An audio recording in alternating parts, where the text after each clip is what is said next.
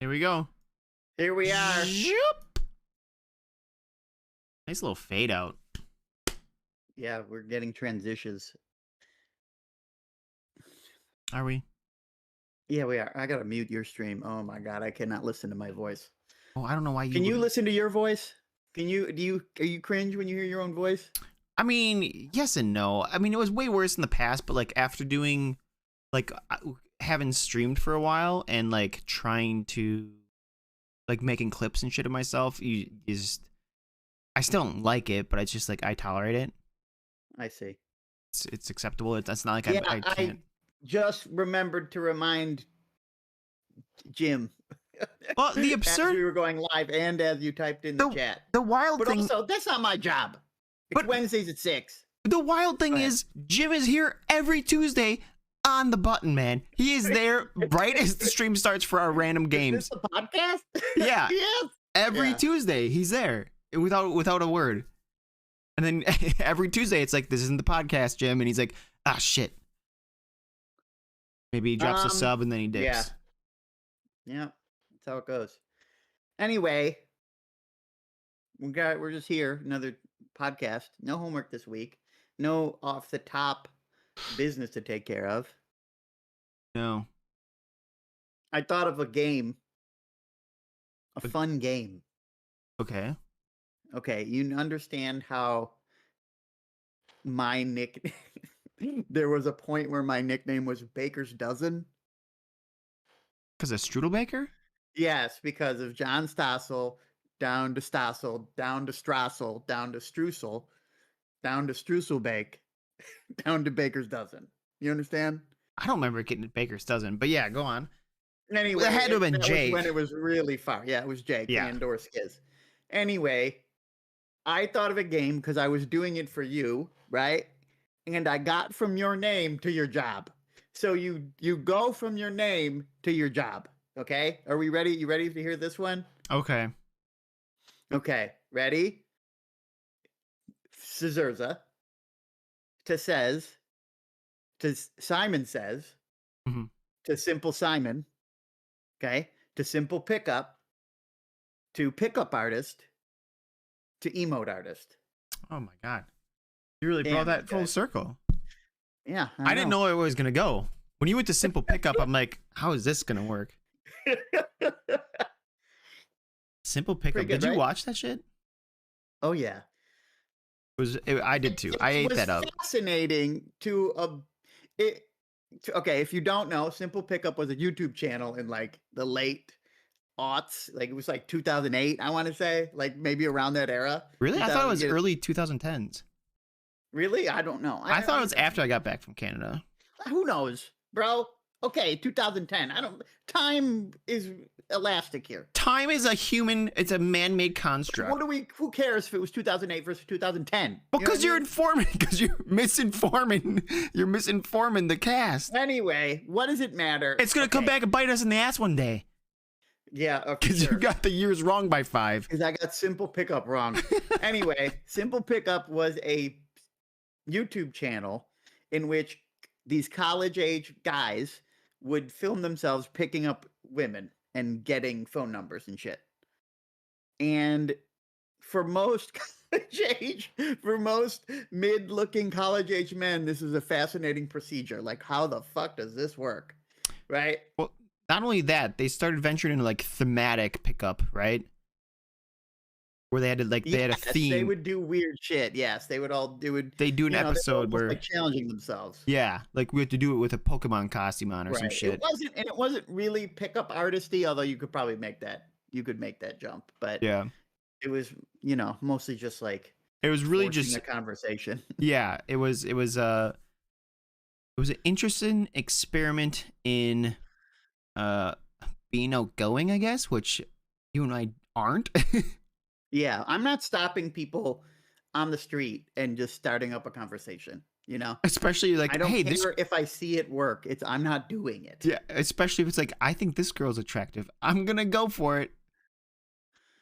Yeah. Not really in our wheelhouse, huh? No, it's not.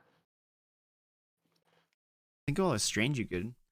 So whoever that goth girl is at my gym, we won't be talking. I think she's probably gonna be bummed out if she sees Yeah, this I'm podcast. gonna. Yeah, she's gonna pop it on her Instagram story. Yeah. Missed Goblin at the gym connections. won't talk to me. Yeah. um. Yeah. So what were you saying about pickup? What were you saying about pickup or simple pickup? What about it? I watched it. Did you watch it? Yes. Yeah, I liked it. I liked it a Okay, lot. that's it. What else do we got to say about it? I don't know. You ever watch Loft? LAHWF? No. He did a lot of stuff like that too, but not necessarily pickup artistry. It was like just talking to people on a college campus and like very often like forcing like an awkward scenario. Like just being kind of weird or awkward. What was his? What was his channel? Secondhand embarrassment. I don't I know. wanna watch that. No, listen, it was entertaining in a way. I don't know how to explain it. But apparently, I saw that back around the same time as Simple Pickup. And I was enticed by it somehow. But recently, he started doing YouTube videos again because he went away for a long time. He started doing them again, and it popped up on my feed. I'm like, oh shit, I know this guy. And like he's like super different now. Like he's still the same person. You can kind of tell his vibe or whatever, but like I guess he like made a ton of money and like got hard into like drugs for a while and kind of like maybe spent a lot of it or maybe all of it or something. And then he kind of like came back down. He's trying to process life and shit like that. But he kind of goes back into this like interviewing strangers, just having like real conversations with strangers, and it's like they're oddly interesting and like very different from what he was doing before. Because before it was kind of pranking. Now it's like kind of has this weird, genuine, but maybe a little dark or bleakness from a guy who's life. seen the other side. Yeah. I don't know why I told that story, but they're interesting. Check them out. Cool. What else we got? Well, we're gamers. Diablo 4. Let's talk about Diablo 4. Say the big thing. Did you play the beta this weekend? Yeah. I played. Okay. Well, we had Clash, as you know. Yep. And then after we ended Clash on Saturday, we VOD reviewed for like fucking 15 hours. And by VOD review, I mean we critiqued my jungle for 15 hours. Then we went and did all the lanes. I was there for mine, but apparently we did them. We did a solid 30 minutes per lane compared to the 4 hours on Says. But yeah. Well, it wasn't necessarily so long. We had an argument about you not jumping over a wall. There was more than that, but yeah, that was a little bit. That was a huge chunk. That was a chunk. It was only like 40 minutes, maybe. Yeah, 40 minutes. That was a long. It wasn't 5 hours. That's hyperbole of the jungle VOD review. But there was like another fucking 2 hours behind that one scene. Yeah, I hear you. But anyways, whatever. My point is, we can talk about Clash later. We're supposed to talk about Diablo 4. Yes, and this is what we are. There's a pump and repump. Yeah, there's no fucking. There's no structure. It is all tangents. Fine. That should be our T-shirt we sell. No structure, all tangents. What did you play?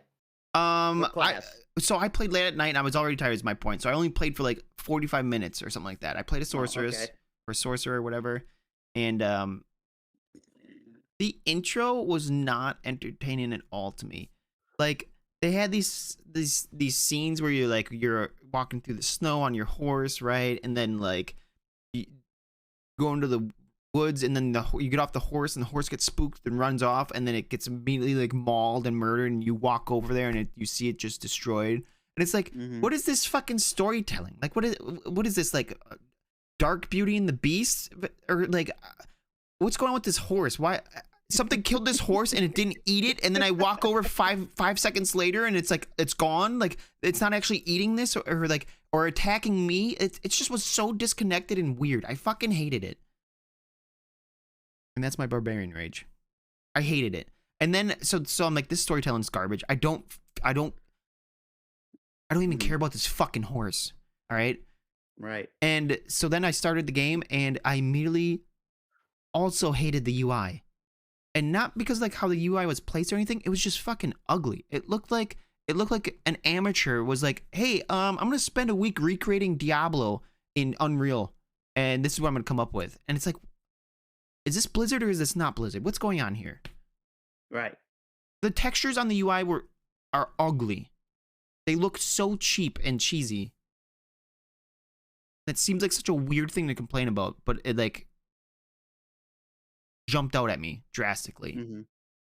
So then I played for a while. There's a lot of fucking dialogue.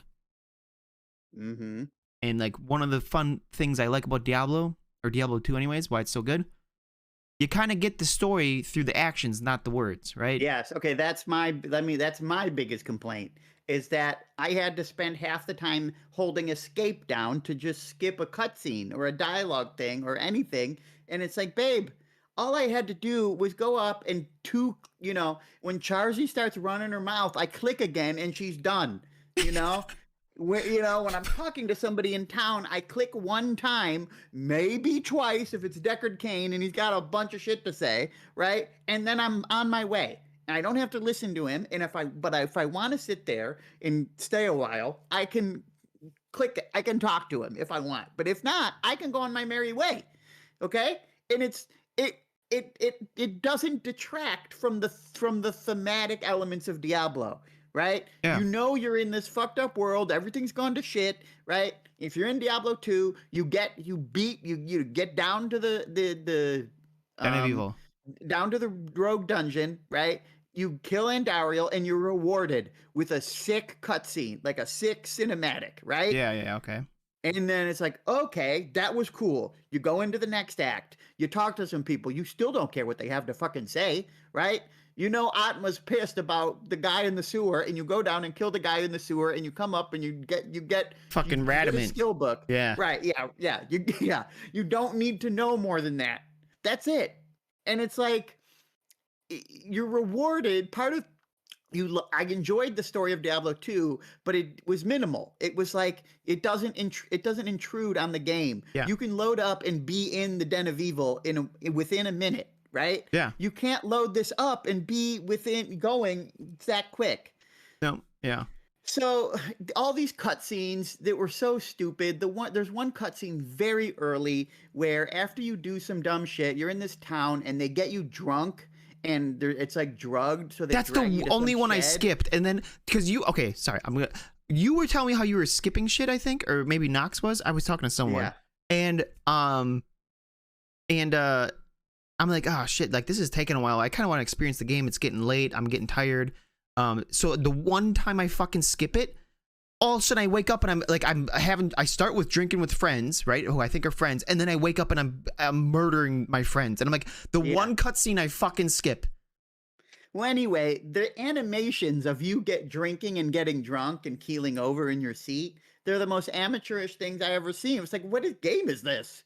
It's like, this doesn't look good. Yeah. It looks bad, and I know we have to immediately parry the common retort in that this is a beta, right? But this is a Blizzard beta. The game is done. They're not changing anything. Yeah, but isn't it coming out in like a month or two? Changes. It comes out in June. All right. They're making incredibly minor changes. Nothing is getting overhauled. Nothing is getting polished to the degree it needs to get polished. The story elements here they're just exhausting, and I don't want to have to keep pressing escape to get rid of them. Yeah. That was the very start. How was that one I didn't like how that was set up. It didn't please me. The game itself, it's okay. The itemization is a little too much like Diablo 3 for me. Obviously, there's like 3 tiers of items. We apparently have 2 or 3 tiers of items that don't even get dropped in the beta. It's only Act 1, so there's a lot of items that have yet to go. It's got a little bit more to it than Diablo 3, but I had 2 beta weekends. Because I had pre-ordered it, so I played 2 weeks ago. I played a sorceress for a little while, and then I played a necro this time. And it's just, I didn't want to go back to it. I had no real desire to be like, yeah, let's load it up. That's kind of how I felt. I was way more excited about Clash. In fact, I'm not going to lie. I think I turned it. I was getting tired, and I got off. Or I was getting tired. It was getting late. And I'm like, if I get off now, I can squeeze 1 game of League in. I got off and I played after Clash and all that. I think I went back and I played 1 game of League and then got off and went to sleep. So yeah, it didn't do anything for me, and that's super sad and disappointing because I fucking love Diablo. Well, Diablo 3 was trash too, right? There was some redeeming qualities, some cool aspects of it, but generally we speaking, mentioned Diablo garbage. 3 in a past cast, but yeah, it was meh. It was it. You want Whatever. you want to know what Nox is binging right now? What? Diablo 2. He's been binging it hard for like a week. He loves it. He's back on it. And I was like, "What do you think about what's going on with Diablo 4?" He's like, "It's garbage." When he was playing, when the beta was going, he's like, "All this." He's like, "This isn't that great." I'm like, "Yeah, I'm not really. It's not really doing it for me." And he's like, "All this does is make me want to go load up Diablo 2." Yeah, in the same way that I think at this point, like the remaster of Brood War is more popular than StarCraft 2, right? Like it's that same vein of What do you the games they used to make had staying power, and these are flashes in the pan. What do you think that is? Like, what's going on? How Blizzard was putting out fucking gold, right? StarCraft, yeah, and Brood War and fucking Warcraft 3 and Diablo 2 and like the beginning of WoW, like these were all fucking gold. Yeah, okay. So Blizzard's MO is polish is like they're never innovating, right? They're always polishing something and putting it out there. Like they're polishing a genre and coming out with something. So like StarCraft wasn't the original RTS. Warcraft wasn't even the original RTS. They took that formula and like put the polish on it, put the spit shine on it. WoW the same way, right? It wasn't the first MMO or even the first big MMO, but it was the final word on MMOs. Yeah. Right? Like everything else is kind of whatever. Diablo was a kind of its own thing. They kind of did make the genre on that one. Yeah. I mean, originally Diablo was supposed to be a turn-based roguelike kind of game, right? And it was an accident that they made it real time. Yeah, I actually watched that video where the guy was making it talking about it. So it kind of was a happy accident, and it was cool. And then they iterated on that and made Diablo 2, right? And I feel like they were still at a point where they made games where the primary function was making good games, right? Like the marketing of the game came afterwards, and like they'll just make a good game first and then sell it. Yeah. Right. But there came a switch, I think, during the acquisition by Activision, or during the big money WoW days, where it was like, well, let's make sure we have a marketable game. Yeah, let's have a marketable game. We'll make it fun. We're Blizzard. We know how to make fun games, right? So let's make sure it's as, I don't know, as mass market as possible. Do you think part of it is like the corporatization of the it became too big? Like they got I think they pushed a lot of old blood out, right? Yes, they did. I think it has something to do with the size. I think any business of that size has to quote unquote play it safe to a degree. They can't. I don't know. They just less attention to detail in that way. Yeah. It's not about fun. It's not about the fun anymore. The fun isn't the primary concern. It's the secondary concern. I can't really put my finger on why. Maybe they just don't have innovators anymore, or maybe the people they do have, they're out of ideas, right? Maybe it's not so much pushing out old blood, in that maybe it's that the people who come in, their ideas just aren't as good. Yeah, new blood sucks. But that's not to say that old blood is good, because I'm not sure. There's very few people who have multiple great ideas. You know what I mean? Like a lot of people have some good ideas, and then they're done. Yeah. But the thing is, somehow Blizzard fucking nailed it game after game throughout the, like, you're right, the late 90s to early 2000s. It was game after game. Yeah. StarCraft was amazing. But also the thing is, Brood War it's still around. It's still played competitively. But the thing is, that's only because of accidents. They didn't design it that way. The difference between Diablo 2, I'm not sure they designed it to be one of the greatest action RPGs in existence. It just kind of fell into it. So you think they just got lucky a lot? No, not lucky a lot, but I don't know. I don't know I don't know how to even categorize this. But it's like, one of the reasons StarCraft still exists is because units are dumb, and there's micro in getting the units to do what you want them to do. Happy accidents. Right? Yeah, happy accidents. There are a lot of happy accidents. Zerg only exists because of magic boxing. The only reason you can control Mutalisks the way pros control Mutalisks is that they figured out that if you have 11 Mutalisks and one Overlord in a single group instead of 12 Mutalisks, and you start moving them around the map, they'll clump up, right? And you can use the clump of Mutalisks to do crazy shit. That's a thing? Yes, that's How you get them to stack on that's top how of each micro other? works. Yes, that's how it works. I didn't know you needed a So, fucking overlord yes. in the group. So if you don't have an overlord in the group and you just select 12 Mutalisks, they're just it's like a gaggle that flies over. You know, they're all separated, none of them grouped together. I'm gonna be honest, like back when I did play, I did notice mine didn't stack up like that, but I didn't have enough interest or whatever to like look into why or how to do that.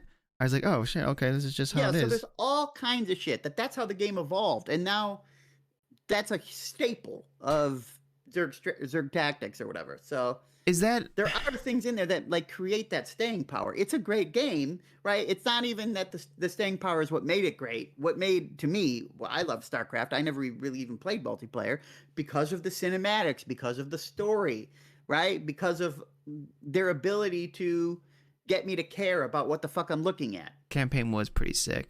And to me, that was the beginning of the end for me was Warcraft 3. You didn't like Warcraft 3? No, because they switched. We're getting in the weeds here.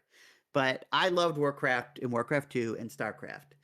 But in those games, you're playing a real-time strategy game, but in those games, they talk to you. You, the player, are a character in the game. You're a commander. You're an orc commander, and they're giving you missions to, hey, you got to go over here and take care of these elves, okay? And Yeah. once you do that, now you got to go over here and take care of this, right? And then, as you rise up, you're handed more and more responsibility. So the bases get bigger. You take on more enemies, yada yada yada. But you're growing. You're part of it, right? Uh-huh. That was how Warcraft 1 worked. That was how Warcraft 2 worked. That was how StarCraft worked. You were always somebody until Warcraft 3, when you weren't a character anymore. You were controlling Arthas, or you were controlling Sylvanas, or you were controlling whoever the fuck they made you control, right? No, you didn't weren't like the a part of heroes. the story anymore.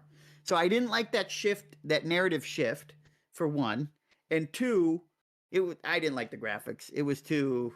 I think we already discussed Warcraft 3 graphics, but it was too cartoony.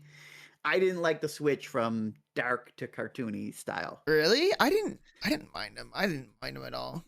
Warcraft 3 was still fun to me. And fucking Andy you gotta have like the mod community around Warcraft 3. Like it's inspired so many fucking Warcraft games. 3 mods were big too. Like those were a lot of fun. They were And really fun, but their own genre. yeah, they spawned multiple genres. Yeah, it's pretty crazy. But whatever. But again, that's where they didn't they didn't properly monetize Dota. So Idiots. they were dropping balls.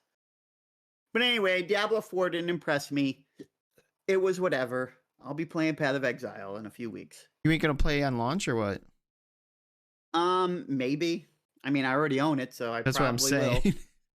You already spent the money. I'm a game buyer. I'm not necessarily a game player. I'll buy him. I don't know if I'll play him. The thing is, I want Diablo 4 to be good. Like it hurts me that it's not even like close to what I wanted it to be. You know what I mean? And maybe I just didn't give enough time. Maybe I'll buy it and give it a a solid effort. But it's depressing, man. Listen, I'll have you hooked on Path of Exile by that time, so it won't even matter. You keep saying that. I just don't think that's true. First off, you have to break my addiction to League. First off, I don't think it's true, even though I keep saying it, because you won't give it a fair shake. That's part of it. I'm not opposed to giving it a fair shake, just not when I'm addicted to something else. Well, you're always addicted to something else. That's how you get rid of your addictions. You get addicted to something else. Oh yeah. Yeah. Bro, I didn't play like games at all in December. How did you get addicted to? How did you lose your first League addiction? I just kind of burnt out. Addicted to TFT. No, you started playing TFT. Oh, I did play TFT. Yeah. What do you think? I'm a dumb? I know. I don't think you're dumb. I just didn't even know. Or I forgot. I know. I know you better than you know you. Okay, How then about what was that? it? What shook my TFT addiction? Cocaine. I Sequence don't my know. life for me, Stas. I don't know what happened after that era. After TFT, we didn't talk for a couple of months. That was the summer, right? Was that this last summer? Was Yeah, I that? Oh, think it was was. that my cycle? Yeah, that might have been your cycle That's time. when I was binging cycle with Flexi, I think. Yeah. Place one vice with another. I mean, how else do you get through life? Learning and growing. Yeah, I'm learning and growing to play a different game. Oh, I have a problem. So yeah, Diablo 4. I'm sad. Yeah. And I'll be It's a little sad. I haven't given that much of a shit about Blizzard in a while, so it doesn't really no, bother me, but no, but I love Diablo 2, and even when we went back and revisited for Diablo 2 Resurrected, I really had a good time with it. I liked it, you know, good experience or whatever. And I'm like, if it's just kind of like that, if it just gets close to that, you know, that'll be great. But it's not. It's a different fucking game, you know. yeah, it's a very different game. I agree. I did play the sorcerer or whatever, and I got the chain lightning, and that shit felt broken. But maybe I Yeah, just never that got out of kind the of easy stuff. zone.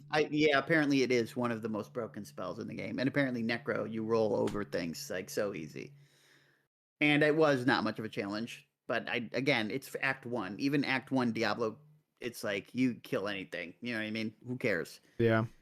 You could melee shit as a sorceress for the entire DD of Act One, and you could be okay. Depressing, dude. I'm sad. Sag. What else we got? Nothing. I don't think. I think that's the Well, show.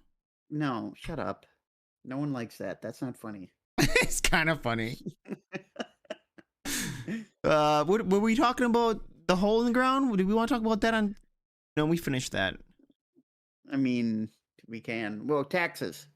Did you do your Oh, taxes yet? taxes. No, yeah, I didn't do my taxes. I just banged Me my neither. shit. I got them. I'm doing them on Friday, I believe.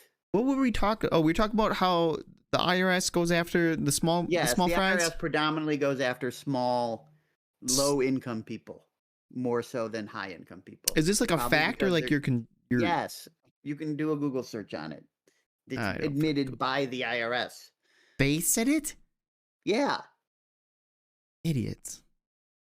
but anyway, I think legal. It's easier to litigate. It's a lot harder to build a case against like rich people. Rich people, are more inclined Have resources. to get representation. Yeah, they have resources for all the money they've been stealing from the Fucking government. thieves, dude.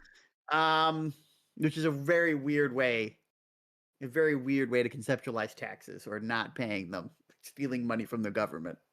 Steal money It's from. kind of the government taking your money, but whatever. And then the government's like, "Hey, you guys stole money from us," and they're like, "We have lawyers." And like, okay, we'll go get the little guys. Yeah, exactly.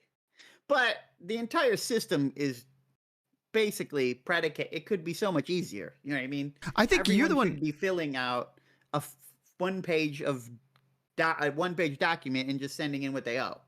Yeah, I think you told me right that like taxes could and should be easier, but like tax. Yeah, H&R Block and TurboTax are keeping taxes complicated. Their entire lobbying arm is basically making sure that our taxes are as complicated as possible, so that you need to pay them to figure it out. But the thing is, they're so fucking cheap. Like I think I paid $10 to get my taxes done, or some shit like that. Yeah, but you don't need to pay anything, and two, you don't make enough for it to cost that much. And in fact, I don't think you should qualify for free taxes. Well, whatever.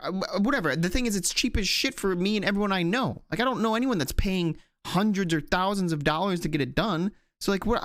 Me, I had to pay, I don't know, 200 maybe. Okay, 200. Last year. Okay, 200. I mean, they're lobbying to get $200 from the middle class. Yeah, yes, because if there is a lot of people that need to do their taxes. in the If middle you're doing class. it for 50 or whatever, if they're getting 50 a pop from millions of people, that's a lot of money. Oh, it's just like we were talking about with the It's the yeah. everyone's trying to take a piece of the poor people.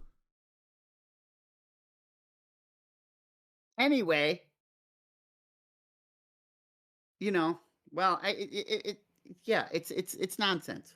The IRS knows what you owe, right? They send you a bill and you pay it. A lot of other countries, that's how they operate. They send you a bill, you pay it. Wait, Not that tough. what is that how it is in like other European countries? I believe so. Like they're just like, hey, this is we know how much you made. This is what you owe us, or this is what you're getting back. Yeah. The income's already reported. You know what I mean? Like, what do we need to calculate it for? Um, was there There has there are been some things you may have to declare, right? But that's why you get a simple form. Here, fill it out. What'd you have to declare? yeah. A couple G's and a key. Couple G's in a key. That's fucking insane, dude. Let me take a sip of my milkshake. You have a milkshake? Oh, I was so excited for you.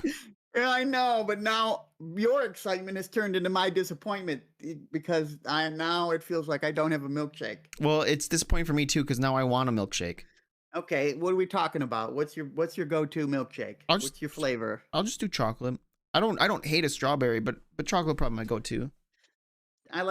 I kind of jumped to the vanilla group. I used to be chocolate only, but I've been liking vanilla. Oh my god! Get your Oh, there he is, Jim. Thank you. Yep, thanks, Jim. Vanilla, Speaking. huh? Yeah, I don't know. There's something about it. Creamy. So Do good. you like malts? No, I hate malt. I don't know if the last time I had a malt. Like I feel like I had it when I was younger, but I went to this place nearby with my family not too long ago, and they're like, "Do you want a shake or a malt?" Right? And I was like, I don't think I know the difference. Like I don't like in my mouth. I don't know the different taste for it or whatever. The mouth. You don't know the specific taste of malt? I don't think so. Oh, I do. It's gross. You haven't had malt ball? You ever had malt balls? Malt balls? I don't Yeah. know why that sounds so ridiculous to me. Yeah, well, they're like mothballs, but malt. Malt balls? Malt ball? It's almost hard to say. Malt balls. Oh, like Have you ever Whoppers. had them? Whoppers? Yes, Whoppers. Yeah, I've had a Whopper. They're not Yeah, that great. yeah, I know. They're one of the biggest disappointments inside of a child's Halloween stash. When I went trick-or-treating, anytime I saw Whoppers, it's like, oh god, get these the fuck out of here. Yeah, but they're far like way better than like getting a box of raisins or some shit. Okay, first off, yes, any real food, gross. Right? Don't be trying to give me perishables in my fucking Halloween candy. That's some old school shit, right? A fucking box of raisins or an apple. There are worse candies, but however, it doesn't matter that there are worse ones. It's like Whoppers already makes the list of will not eat, right? So everything wouldn't you're eat not them? eating is just as bad. You wouldn't eat them? I would not eat Whoppers, no, and I'm not eating Bit-O Honeys, and I'm not eating all those other pieces, Mary Janes. I don't think. all Wait, the hold on. old Bit-O people honeys aren't candies. bad. No, I don't know. Not for me. I hate them. Yeah. Well, you also like the little fucking fruit tarts or whatever, the the little tart candy things. What? Like the little like Sweet tarts? yeah, stuff like that. Anything like that where it's like this powdery like Sweet tarts, Smarties. Oh, my God, those I are would terrible. Murder. I could just send me to the bulk section. I'll murder some Smarties. Those are Get a so pound. garbage. You talking about where they're like the little discs in a tube, right? Yeah. Yeah, those are Yes. garbage. Dude, Man, it's so good. dude, I fucking in high school, maybe I've told you this story before. In high school there was this guy named Michael. And he was just he was kind of a troublemaker. He's mischievous, right? Okay. And we were in a health class one time, and maybe it was Valentine's Day, so everyone had candies, and I don't know fucking why, but Mike is sitting there crunching up a roll of Smarties, right? Like turning it into a powder while looking at me, just like straight look. And like I was kind of friends with him, like I knew him or whatever. But he was like looking at me, like making a serious eye contact. I'm like, what are you doing? Like the teacher's trying to teach shit. Like what's going on here? Well, he's crunching up, and I'm like, okay, whatever. And so I look back at the class or up at the teacher. And I look back, and he's fucking down there, and he has his nose up on this line of fucking Smarties. I'm like, what are you doing, bro? Like what is happening? Like just stop. And I look back. And then all of a sudden, I just hear, and he fucking dies and loses his shit. And I look over and he's a fucking Smarties all over his face. And the teacher, Miss Raven, and she looked like a rabbit. They're not relevant to the story, but she's like, Michael, if you need it, looks like a different one. yeah, it was an odd little thing. But she's like, Michael, if you need time, go out in the hall and blah, blah, blah. She was just so sick of his shit. He was always causing problems. Yeah, Michael. But yeah, damn it, get your act together. Fucking Michael just doing lines of Smarties in health class. Yeah. I don't know, man. Plot twist, Michael's a doctor now. There's no way. I think he's actually an oil rigger. Oh, okay. Or works Probably on a... making doctor money anyway. Yeah, or something like that. Yeah. Probably snorting real coke. Maybe, yeah. I cannot imagine someone is an oil rigger and not doing hard drugs. You know what I mean? They'll just go hand in hand. Like it seems like such a lonely, demanding job, you know? And it's like, who the fuck is doing this unless they're partying fucking hard when they get time off? Yeah, they're like on the oil rigs for like months at a time or something like that. Yeah. And they have like their own like little mini ecosystem on this oil rig. Yeah, it's kind of weird to think about. AKA large drug trade. Is it known for a large drug trade on there? I don't know. Oh. I mean, it is like construction is for sure, you know, but I don't know about other industries. Do you not remember when Boat Boy was on the construction crew? No, what? And he had stories about all the guys he worked with. Oh, what was the name? Iceman or something like that? Yeah. Okay, yeah. I called Iceman because of all the cocaine he did. You're basing all of construction workers on your one anecdote. No, I mean, it's not just his anecdotes, but that's kind of the consensus is that like people who work on these, like who work remotely or do these very manually intensive jobs, you know, drugs they're a thing. It gets you through the day. Hey, most of America runs on drugs, right? Caffeine's a drug. For sure. Do you do caffeine? Rarely. I used to not do it at all, but like in the past year, a couple times I've had like a McDonald's iced coffee and ooh, they taste good and they give you a little zip, but I can't do too much, man. It gets me like, I get the caffeine sweats and it's just like, I don't feel good. It makes me nauseous. It fucks my appetite up, which is already an issue. Yeah. So I don't do a ton of caffeine. We've already dealt with how little you eat. I was just talking to Knox about that because yesterday I didn't eat shit, bro. I had a Pop-Tart, which I told you about. Oh, Speaking of Pop-Tarts, let's talk about wings. Oh, okay. So Stas and I had a Pop-Tart yesterday, and I sometimes look at the nutrition fact just because. And I was looking at the calories in it, and I don't know how we got to it, but we figured out that 2 Pop-Tarts, like one set of Pop-Tarts, is the same calories as how many? Well, you said 2 Pop-Tarts is what, like 1,600 calories? No. Is that what you said? No. Well, that's what you said. No. That's That's what it is. Okay, yeah, sorry. Okay. The box of Pop-Tarts that costs $2 is $2 for the box of Pop-Tarts. Yes, that's 1,600 calories, and that translates to like 15 wings. It's fucking crazy. Each one wing is like 110, thereabouts. One wing is 100 calories? 110. Well, whatever. Bro. Yeah, about 100. That adds up. Because when you get to that 11th wing or that 10th wing, yeah, it's an extra wing. Yeah. God, I love wings. The other thing is like, how are they measuring that? Because I've had wings that were the size of 2 of other wings. You know what I mean? Well, yeah, I don't. Not all wings are created equal. My info is from a calorie counting app. Yeah, just a general years thing. ago. Yeah, so it's probably they're probably using some standard measure of wing. Right, the average. But I mean, so you're probably eating a 200 calorie wing. Who knows? But it also depends on the sauce you have in it, right? Well, yeah, that too. But I was assuming standard wing sauce. for the most part. Or just the buffalo, spicy. Yeah. Yeah. Well, yeah. yes, buffalo wing sauce. But also, are you dipping? No, I don't dip. Not even ranch. Blue cheese is the dip of choice around here, and no. Yeah, fuck yeah. I blue cheese. I prefer blue. I shouldn't say I prefer. I like them both, but no, I do. I do prefer blue cheese. But a lot of people are like they don't like. They think blue cheese is gross because it's like stinky. Well, a lot of people don't moldy even cheese. have access to blue cheese. Ranch is the standard where they're from, so Wait, it's not really? even a thing. Yes. Is blue cheese like Like, you Wisconsin thing?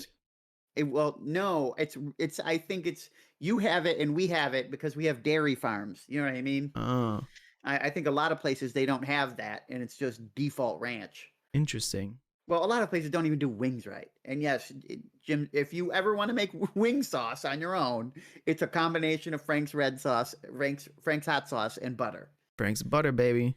Depending on how you want the wings, right? Yeah. I think if you want a medium, it's an even amount of each, and then mix and And match more to or your less, taste. yeah, more or less Frank's, depending.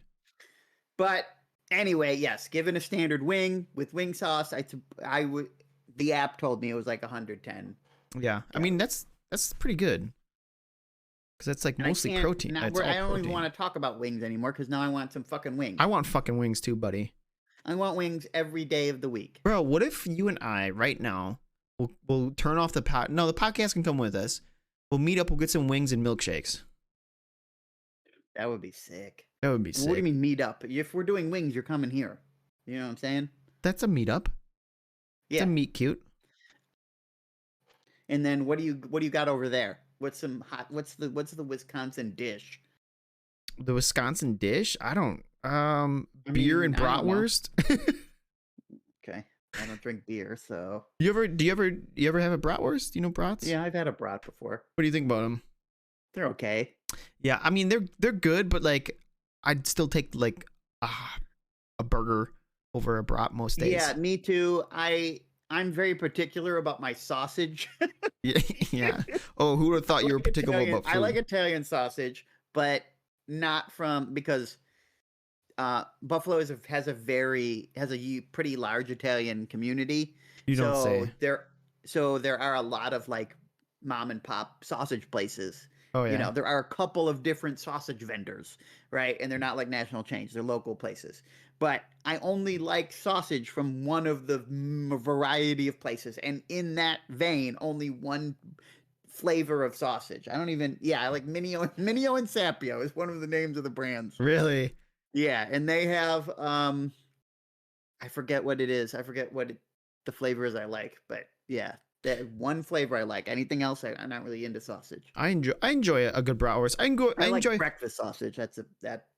Really, breakfast sausage is probably easily my least liked sausage. Like I didn't even start eating it or like choosing to eat it till the past like year or two. One, I also should say I could fuck with the Polish. I like sausage is kielbasa. good, yeah. Kielbasa is fucking Kielbasas. I like andouille. Andouille sausages are very good. They have a little spiciness to it. When you came and visited in Toronto, did we get street meat? I don't know. We got wings, but they were baked. They were pretty good. They weren't bad, but we did get wings there. I don't remember that. I'm not sure if we got street meat or not. We got wings. We went to Swiss Chalet, Fuck yeah. which I should note was the most upscale Swiss Chalet I had ever seen. This one of the Swiss Chalets in downtown Toronto. It was nice, right? It was like it it was was a little fancy. because we had a Swiss Chalet here before they got rid of every Swiss Chalet in America, and you could not walk. The floor was grease. It was all grease. Okay, it was not. You would not call that place clean. It was like a KFC. I want to call it like a KFC because all the KFCs I've been in were dirty. Had that like film on the floor. Greasy. Except I was at a KFC in Vegas once, and it was the cleanest thing I had ever seen. I'm like, this Pristine. isn't a KFC. What is this? What are you trying to pull one over on me, buddy? Yeah, what is this sorcery? I thought all KFCs had to have a greasy floor. I thought it was mandated. A grease floor. Yeah, how they that's let the name people of the slide tile. in. You Yeah. can make it in Stardew Valley, grease floor. You Yeah. need stone and lard. You need a lot of it to make a slide kitty slide.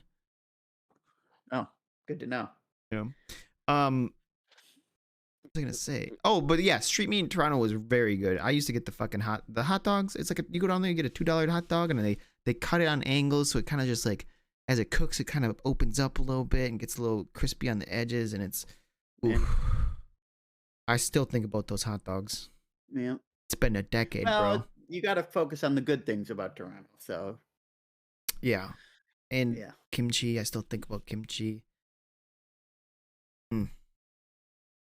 It was good. It was a good experience.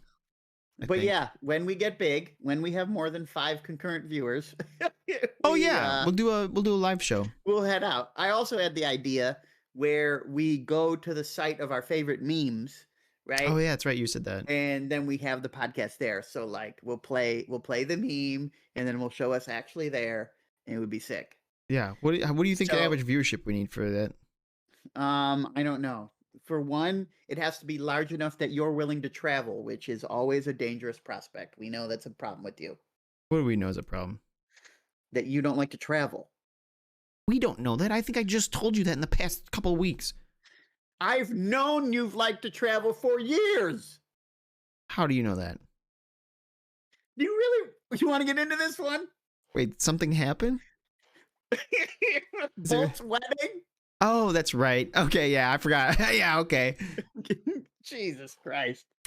Yeah, Bolt's wedding. Yeah, that was one. Do you remember when I think I was just visiting home.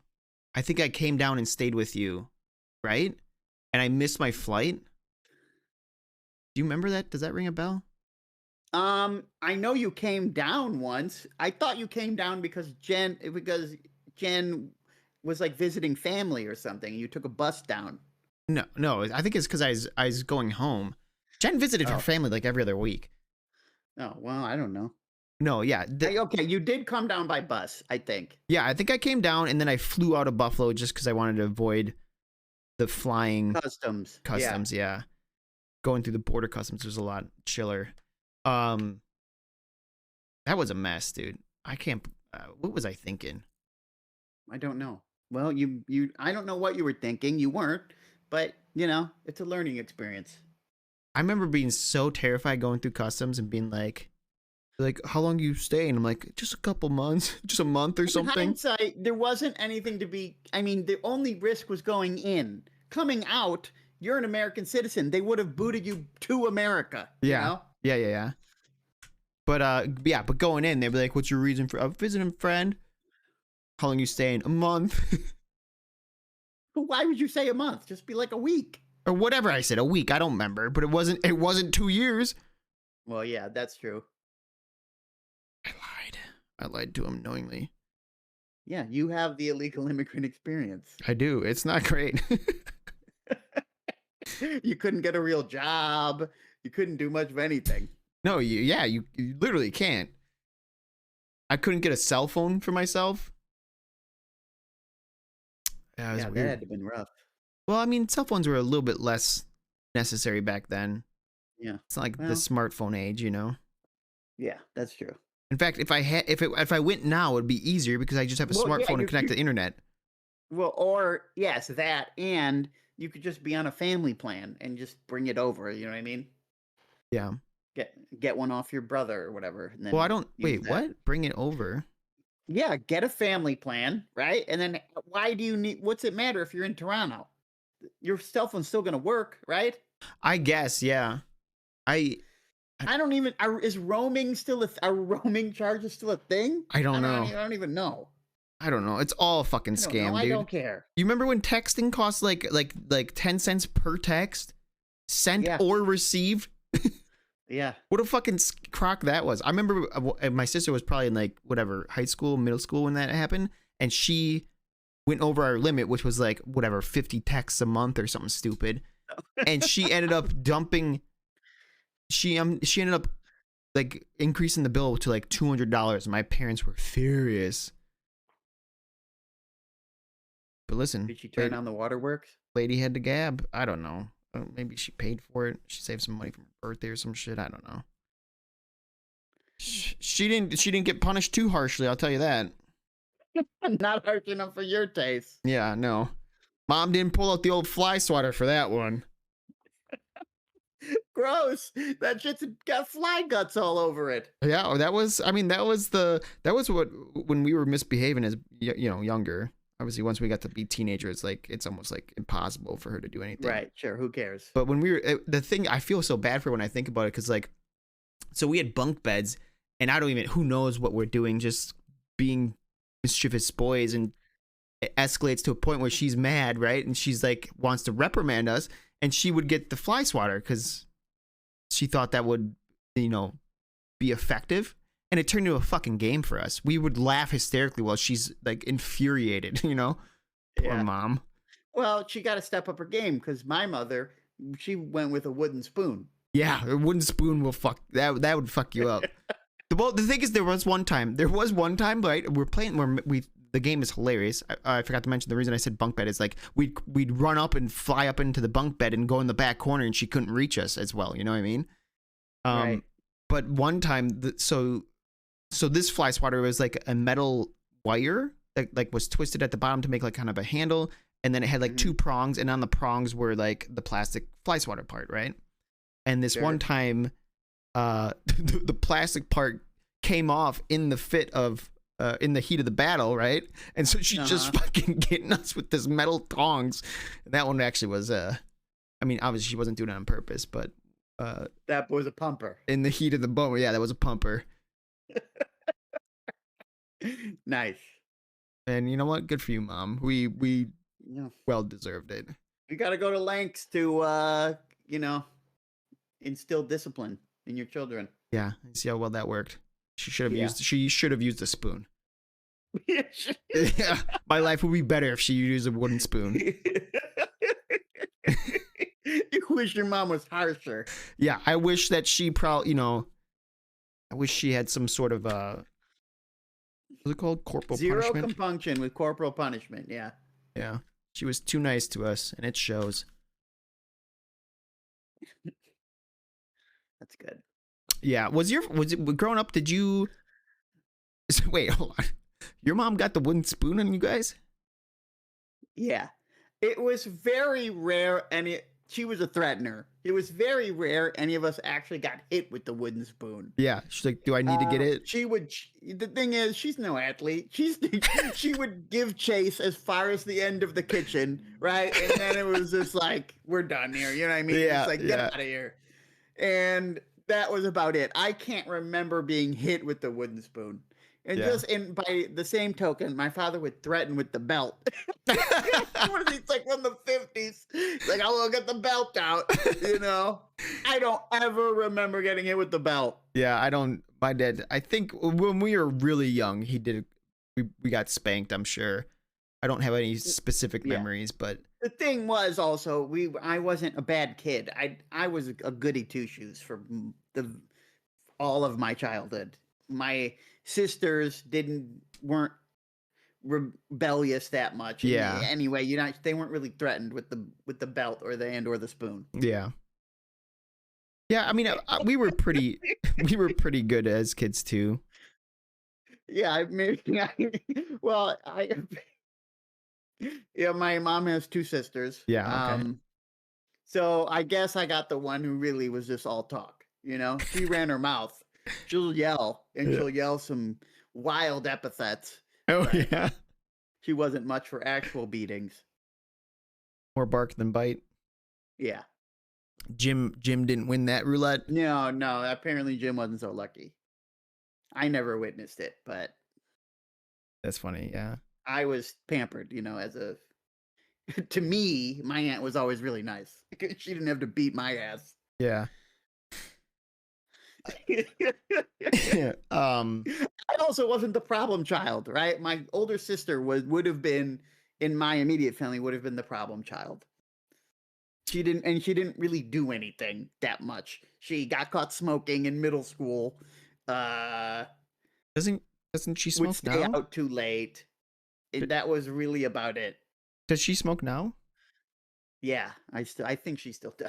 It all started in middle school, man. My mom quit before she did, and my mom was a lifelong smoker. When did she quit? I don't know, a few years ago. She switched to vapes, and then she slowly reduced her nicotine count until she doesn't even have nicotine in their vape anymore. She didn't have any cigarettes at all. No. You tell me she goes on her little gambling sprees and doesn't have a smoke in the. Can you smoke in casinos? I mean, I can't. I don't know 100%. Like she could be telling stories, but apparently, but from what I can, well, you'd smell it. what On I her, gather, wouldn't you? she just. Well, even if you're around smokers, you're gonna smell it. Oh, she's playing what I played in high school. I wasn't me, Mom. My friends were smoking. Yeah, well, You stink like a fucking cigarette, Jake. No, you know what she'd pull? Let me smell your fingers. Because then you could tell if you were holding it. Yeah, she did for sure. She's like, and I'm like, I just held it for my friend. What a fucking idiot. How stupid do I think they are, dude? That's my issue with teenagers is that they commit so hard to the most obvious of lies, right? Yeah. And it's like, just give it up, bro. Like it's like no one's believing you, but you're gonna go to your grave, you know. With like I was just holding it, you know. Like, You really gotta test the limits, you know. That's why I couldn't make it as a high school teacher. It's just like I'm not dealing with you being a moron, and will never admit you're a moron. Well, they're fucking kids. They don't think they're morons. Yes, I understand that, but it just is not a mindset I can deal easily. It's not in your genes. No, it's not. I can't deal with you, and I can't be nice. That's also the thing. You're hamstrung. You know, I can't really let loose on a kid. Yeah, it's the worst of both worlds, right? Right. Yeah. You have to take the most egotistical, confused. Right, and then you have to be nice about it. You can't just be there and be like, "Do you think, like, are you the most moronic motherfucker who has ever existed? I think you may be in the running, but it's like I'll get fired." I would love to see librarian Stas go off on stupid kids. Because I have my mom in me, right? I can go off on you. Yeah, you got a little venom tongue. I got the venom tongue in me. But it's good to see you came about it honestly. I was not allowed. So I had to step back from that, to be honest. We got to a point in middle. So you remember like America Online? Did you have America Online back in the day? I don't think I did, but I was at friends' houses who did. Oh shit, my grandma had it like a decade ago still. Well, okay. Well, back when America Online was like the only way you were getting on the internet, right? They had these forums where you would talk about whatever the hell you wanted to talk about. And I was on a forum about the Wheel of Time. The book? Yes, the books, the Wheel of Time books. Did the show just come out? Yeah, yes, a couple years ago. Yeah. And it was basically just like people talking about the books and blah, blah, blah.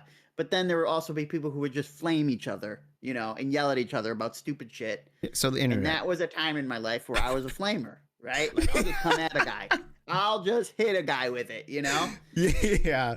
But then I had to make a choice. Like, do I want to be? You know, you had a little barbarian in you. Yeah. I'm like, I got to step back. That's hilarious. Wait, these were forums or like chat rooms? Forums. Oh, because I remember the AOL chat rooms. I remember. I mean, I was in my share of chat rooms as well. Dude, I remember the first time I got into like a little AOL chat room, like ASL, got a little sexting shit going on, right? Mm-hmm. My friend was over. And he was like, "Dude, you know that's about a recipe for disaster." Yeah, and he's fucking talking about it, and he's trolling for anything. And I'm like, "This is sick, dude. You talk to chicks, right? Chicks with boobs? Are you kidding me?" And he found like Miss Piggy 451 or some shit, and got her into DMs, and that was my first experience with a friend right next to me of online sexting. Whatever. What was it called? Cybering. Cybering, that's what it was. Cybering. First time cybering. I was like, damn, this is sick. With a person next to you. Well, I mean, it wasn't full. It didn't get super heavy. It was the first Jake. Yeah, it was the first time exposure. I was like, shit, dude. She's talking about touching your wiener, dude. This is sick. It's probably some 40-year-old pervert.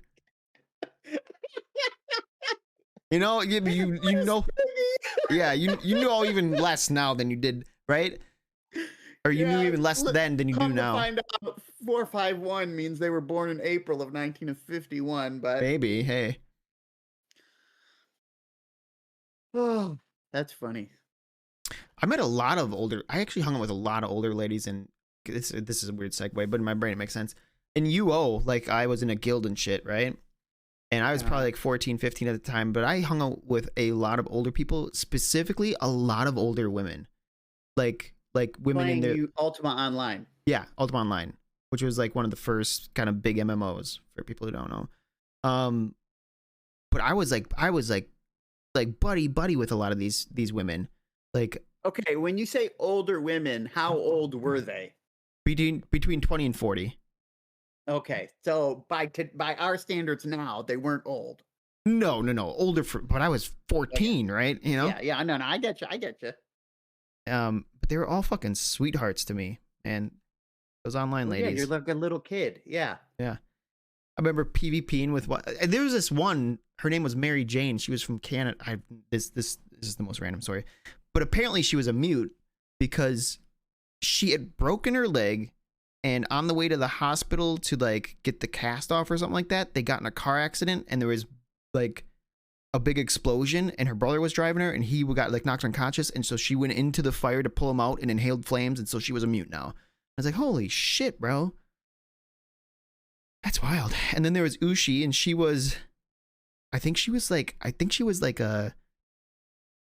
kind of like a trophy wife for some rich guy in Florida. I'm pretty sure, like, because she was just home all the time, and she always talked about her husband being on business trips and shit like that, and she never worked, and how lonely she was. I guess, yeah. You know, if I was a little bit older, to get down to Florida. Well, no. There was a different girl though that fucking online dated this chick. As much as you could say that was, I didn't know what the fuck I was doing. Her name was Melody. Who did? Nobody does. When you're a teenager. Yeah, her name was Melody, and she was like, I think she was like 17 or 18. She was older than me, right? I'm like, nice. Mm-hmm. Again, I don't think I've seen pictures of any of these people, right? This is so early in the internet. These are all the stories they're telling. Yeah. Yeah, and so this girl was, like 17 or 18 or something like that, and she was like super into like going to raves and shit like that, and like, and I'm like, this chick's got to be hot. I'm thinking in my head, like, this chick's like, and I think she was like Brazilian or something. Okay, she's painting a very good picture. Yeah, and I'm like, dude, I'm gonna marry this girl. Right. Yeah. This is the one, dude. You're telling Stank, look at me. Oh yeah, Look because what I got. Stank played with us, right? Yeah. And but yeah, it I don't know. I put it out, and she just never came online anymore. No more ICQ messages. And that was the first time my heart broke. No, I'm just kidding. It wasn't really that involved. But I just remember Melody, the Brazilian raver. That's good. My older group of gentlemen was gentlemen. It wasn't women. And it was during, I think we talked about Kohan, the original RTS of choice. Yeah, that's wild. Yeah, and my clan was, one was a cop, one was a pediatrician, and I don't know what the others were. Somebody was like did finance in New York City. You hung out with a bunch of like established people.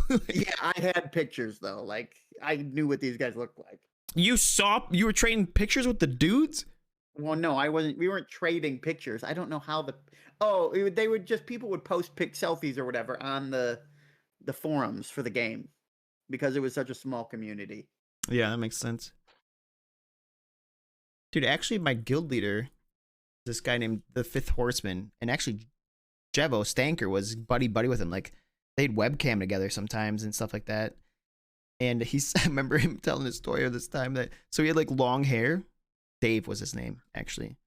He had long hair, and like, of course, this guy is like older, so he has his own place, and us as kids are like, this is fucking sick, because he would sit at the computer and he'd spin around on the camera, and he just had like a wall of like snacks and shit like that, right?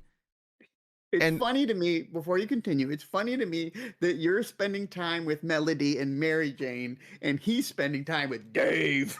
Well, Dave, I mean, he was the guild leader. It's you know, it's a power play. Okay, go ahead. But Dave was good. He was a cool guy. Fifth Horseman, fifth.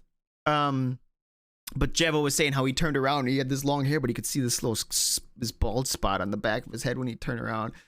I just gotta assume that he held on to that long hair and he eventually turned into a skullet. That's what I fantasize about. Yeah, that's what you hope for, Dave. Yeah, skullets are dope. People aren't brave enough for that shit, you know? I ain't. Yeah. But okay, so anyway, so Dave, and then the guild mistress, the lady was Diana, and Diana was from France. So they had a long distance relationship. And apparently, yeah, so like the whole thing was like everyone knew like she had cancer and was going through a bunch of shit and blah blah blah. And then like years later we found out that Diana actually never had cancer and was lying to Fifth about it, and it was like this whole fucking, I don't even know like what she was getting out of it or whatever, She was spinning a yarn. yeah, for some reason. I mean, it was for like a couple of years at least that they were together online. Poor Dave. Wow. She probably wanted Dave. his snack cabinets. Well, I don't know what she wanted. Attention from Dave. Yeah, who would want attention from Dave? Yeah. Who knows? Oh man, I sometimes wonder. I'm like, what are these people? I wonder if they're still alive. Like, what are they up to now? You know? I think about that all the time. What are these people up to? Yeah. It's just now they're strangers, you know? Like Yeah. I spent all kinds of time with these guys. And now it's like, where have you been? Well, the really wild part What are is you like, doing? I only know them by some ICQ number and their character in game. I could meet Dave. I could run into him on the street and I'd never fucking know it's him unless we. Yeah, well, you know, got to have Stank with you. Yeah, he'll be like, Oh, "That's yeah. Dave. I used a webcam. that with guy him." looks like fucking Dave, bro. Webcamming with an old guy. It's such a weird idea. It is weird. It is a weird idea. To me, it's like, okay, we're careful, Stanker. Yeah. Well, I don't think it was anything threatening like that, but I don't know. I didn't webcam. Yeah, no, I get you. Okay. And then good. there was and then there was Prince Yellow, Taranbo. We're just gonna go through all my UO friends. This guy was our age, not? and he was really cool. He was like a friend of a mean janker, but he wasn't degenerate like Mean Stanker. Like we graduated high school, and like I moved illegally to Canada, and Janker was like, I'm going to the Marines, and Prince Yellow is like, I'm going to med school. And he ended up becoming a Right. doctor, and it's like, oh He did something with his life. yeah. So good for Kind him. of like the friends you were telling me about that you hung out at the one kid's house. What was his name? Logan? Oh yeah, Logan. Yeah. No, Oh yeah. Yeah. Yeah, Logan. And he became like a doctor. Or so, I don't know. He became a doctor or something. Yeah, he's got a PhD in physics, I believe, and he's working Uh-huh. for Boeing. Yeah. And you, Or last Maybe. I heard. yeah. And he has a wife that runs an alpaca farm. Good for Logan. Good for Logan, yeah. I think he's out in like Tennessee or Kentucky or somewhere in that direction. But Oh, this reminds interesting. you. We're going to talk about two things. Okay. Okay. I want to talk about East Palestine. You know what East Palestine is? Is that the Ohio? Yes, the site in Ohio with the big explosion or the big train derailment or Yeah, whatever. yeah. Okay, so Did we talk about that a little bit previous? No, episode? yeah, we did, but I have a different point to make. Okay. Okay. I have a very big pet peeve. Okay, and it is places that pretend to be called something they're not. Motherfucker, that's East Palestine. Okay, what are we going with this Steen for? Okay, what are Oh. you trying to separate yourself from the original Palestine? It ain't no fucking Palestine. Stop lying to everybody. It's Palestine. Okay, the same shit with Carnegie Mellon University. It's Carnegie. Okay, motherfuckers. They tried. Stop. They tried having a different inflection on one of the syllables. Yeah. Yes. And it's like, stop lying. I think it's kind of wild in general that that we reuse so many city names. It's like if you were gonna make a city right now, wouldn't you want it to be like more unique than like, you know what? I came from Milwaukee. This is gonna be little. This not even little. This is gonna be Milwaukee. I'm just gonna name it the same fucking thing. New Milwaukee. New Milwaukee. Yeah, we're really innovative here. New Milwaukee. Like there are so many towns around me that are just like we have a Belgium. I just doxed Sure. myself, maybe. There's No. a Florida in New York. I might just dox myself. Whatever. There's a Florida, New York, okay? Which is also the subject of a very funny Jerky Boys call? Do you know? Do you know who the Jerky Boys are?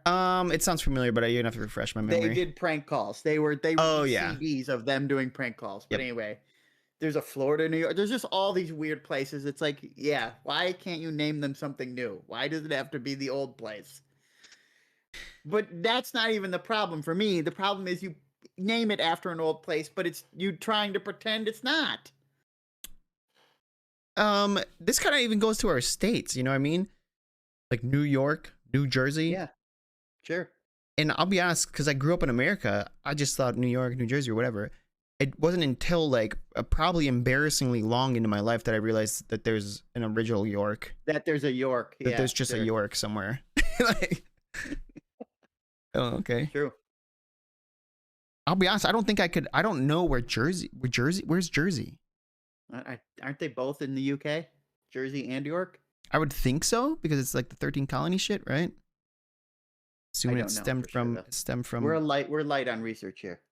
Well, that's fine. Sometimes that's where the best content is. New Oh, what Hampshire. else? Huh? Oh, yeah. Okay. No, go ahead. Keep going with your new. New I wanted to Hampshire. talk about two different things, but first was East Palestine. How about New Mexico? We're like, oh, you guys made a country right down there? Yeah, this is the new Well, one. the best part is that should be Mexico, right? that is part of old Mexico. California was Mexico. We took it, you know? Did we take it by force or did we buy it? Yes. We took it. Oh, I don't know. I don't know that era. Is that what I think that was the whole the Alamo? yeah, Zachary Taylor was he was a soldier at the time, I believe, or like in the army. Bro, when you say Zachary Taylor, the General, only thing maybe. that pops in my head is Zachary Taylor Thomas. It's Jonathan Taylor Thomas. Oh shit, okay. No, Okay, Zachary the Taylor has other to be kid- someone then. Zach, I think the older brother in Home Improvement is named Zachary something. Zachary Ty Bryan, isn't that it? Did I amalgamated them? You've just combined two Home Improvement brothers. How dare you? And you've forgotten completely about Mark. Fucking Mark, dude. I used to watch Home Improvement, and to me, Mark was always this little boy until 1 year he was a giant. Yeah. It was like a huge transformation. He was always this little bucktooth boy with the bowl cut, and all of a sudden he was just like an adult. Yeah. I remember for some reason one of the scenes that stick out to me, like, because I used to watch it too. I'd get home on a school day, right? 6 o'clock was Simpsons, 6:30 was Home Improvement, and I'd always watch those two. And then again at 10 o'clock it was Simpsons, 10:30 Home Improvement. And that was like the end of my night. But for some reason the scene sticks out where Tim, he is coming down the stairs at night and he's holding his chest and he's like, oh dude, I shouldn't have eaten all that chili or had that chili dog or something. Like he's talking about heartburn, and like I remember being young and watching that, I'm like, what is heartburn? Like I don't fucking indigestion, like you can't eat stuff or it fucks you up at night. And now here I am. Now you get Here it I all am, the time. have- You live it. Dealing with acid reflux for the better part of my Yeah. life. You are Tim the Tool Man Taylor, except you don't understand tools and you don't have a TV show. And I have zero vehicles. 0 vehicles, no wife, no children. Yeah. All the worst parts of Tim the Tool Man Taylor. No, okay. That Miss Merck, you do make a good point. He didn't understand them. That is true. Wait, who didn't understand what? Tim, he was always kind of like he was always accident prone because he was overconfident about how to use things or how to do things. Oh, the tools? You know? Yeah. Yeah, The I mean that's tools part of the themselves.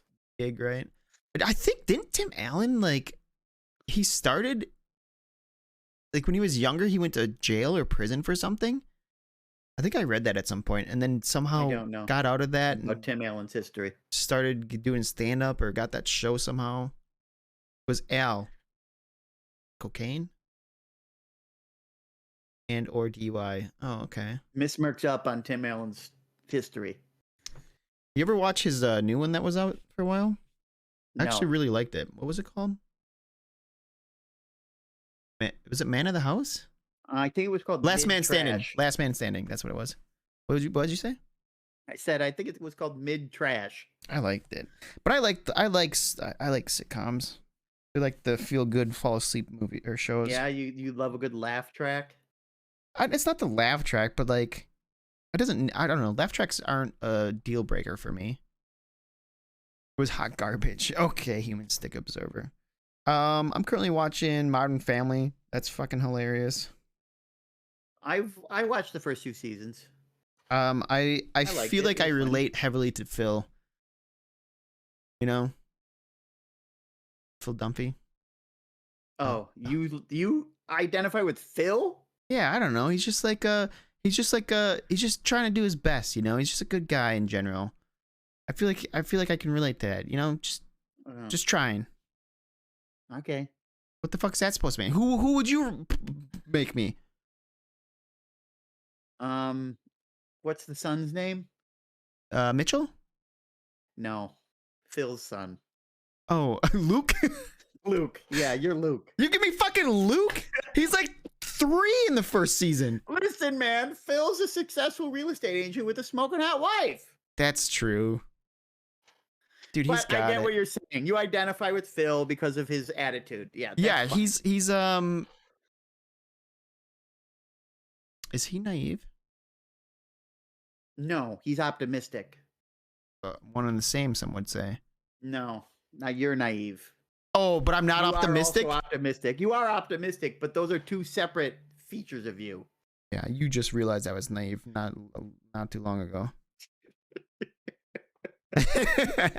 Yeah, I just realized it. Lucas's dad just younger. I haven't Yes, but he doesn't. I agree.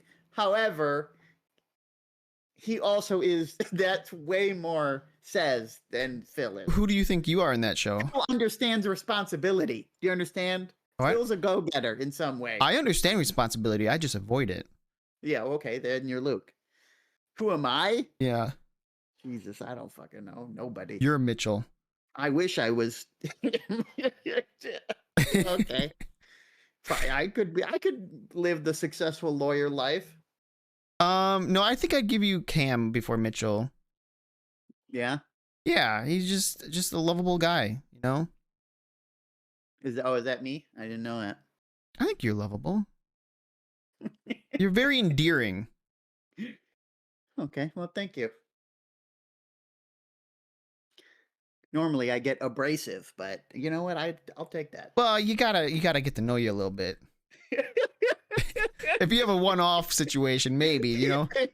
On first glance. If you have a one-off with Flamer Stas in the forums, maybe I can see. Yeah. That would be funny. That would be a funny segment if we just pick a show and we have to assign all of our friends as one of the people. Yeah, that would be a good community activity, with people in our stream. You're this, you're that. Yeah, until someone gets one they don't want. Like, the fuck Yeah, do you for mean sure. I'm Gloria? You picked the worst one though for that example. Yeah, I know. Well, some could perceive her as a gold digger. Not really. No, not if you actually watch it. Yeah, not if you watch the show. Don't worry about it, Herc. Who the fuck is Gloria? She's spicy Colombian. Yeah, she's a spicy Colombian lady. Sofia Vergara. That's who plays her. Yeah. If you know the actress. I don't know how you would not know the actress and not know Gloria, but I mean, I suppose it's possible. What is she in movies and shit? Yeah. What She's else was been in she stuff. in? Was she in Desperate Housewives? I don't think so. I feel like she had to have been in something else. She's been in other things. I can't name you the names off the top of my head. I do know that girl. See her. She was in a movie with John Stossel. Turturro and no, not John Stossel. John Turturro. Turturro and Sharon Stone. And Sharon Stone. What the fuck movie is that? Yeah, John Turturro plays a male escort. What? Yeah, and he's like he ends up servicing both Sharon Stone and Sofia Vergara, right? But he falls in love with this Hasidic Jewish woman. Good for him, man. If you're But then, if that's your clientele as a fucking male prostitute, yeah, you're killing it. John Turturro's role of a lifetime. yeah. I need to find me one of those. I forget what the name of that movie was, but it was cool. She's in Modern Family. Who is the Yes, Jewish? she's in Modern Family. Herc. That's what we've been talking about. Yeah, she's Gloria. Yeah, what? Male escort. Oh, He's losing it. Yeah, male escort. Fading Gigolo. Is that what it's called? I know. Oh, then maybe that's what it was called. I don't know. It's a simple IMDb search, which I'm not doing at the moment. Yeah. Me neither, dude. This is a hands-off podcast. Male escort has to be such a weird job, because it's like no one really expects, like nobody's really thinking about male escorts, because when anyone ever thinks of a prostitute, If you they're say thinking of a woman. escort, you're thinking female. Yeah, for sure. Yeah. Right? Arm candy at best, Yeah, I don't know. I mean, typically we think of men as looking for the young, attractive, seeking out sex, that sort of stuff, right? So when you say male escort, you're like, what role is that fulfilling? Well, I mean, there's a lot of lonely women out there. Women who have some amount of money and said, hey, I just want some company, some attention. Yeah. Yeah, some love. No strings attached attention. Yeah. I remember seeing it was this business that popped up in Madison a while back, I think. And it was like the whole business was like you could go there and get cuddled. I've heard about those. I don't know if I've seen one, but I've heard about them. That feels it's a very sad idea. Whenever you think about it, it's just like immensely sad that people don't get enough physical affection. Or, yeah, for don't sure. Have enough physical touch to fulfill their needs. But I can't imagine, like, do you think that people get to a level where they're like, I'm gonna go pay for someone to cuddle me and not be like a creep? Like not a creepy person trying to abuse it? It's rules you follow. I mean, you have to follow the rules. Oh, for sure. Right? For sure. But I don't know.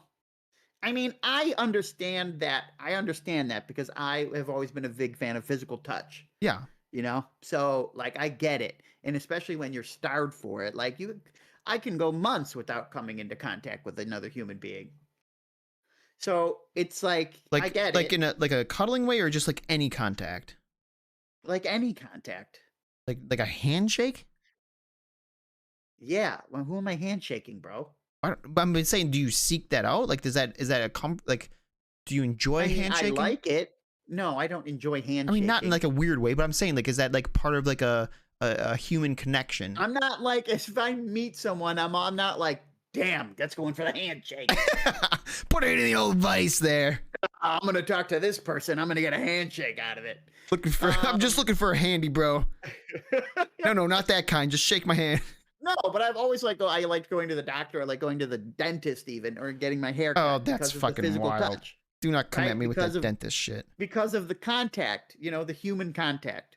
I agree with the hair. So I can see why someone might want to like seek out the cuddling thing.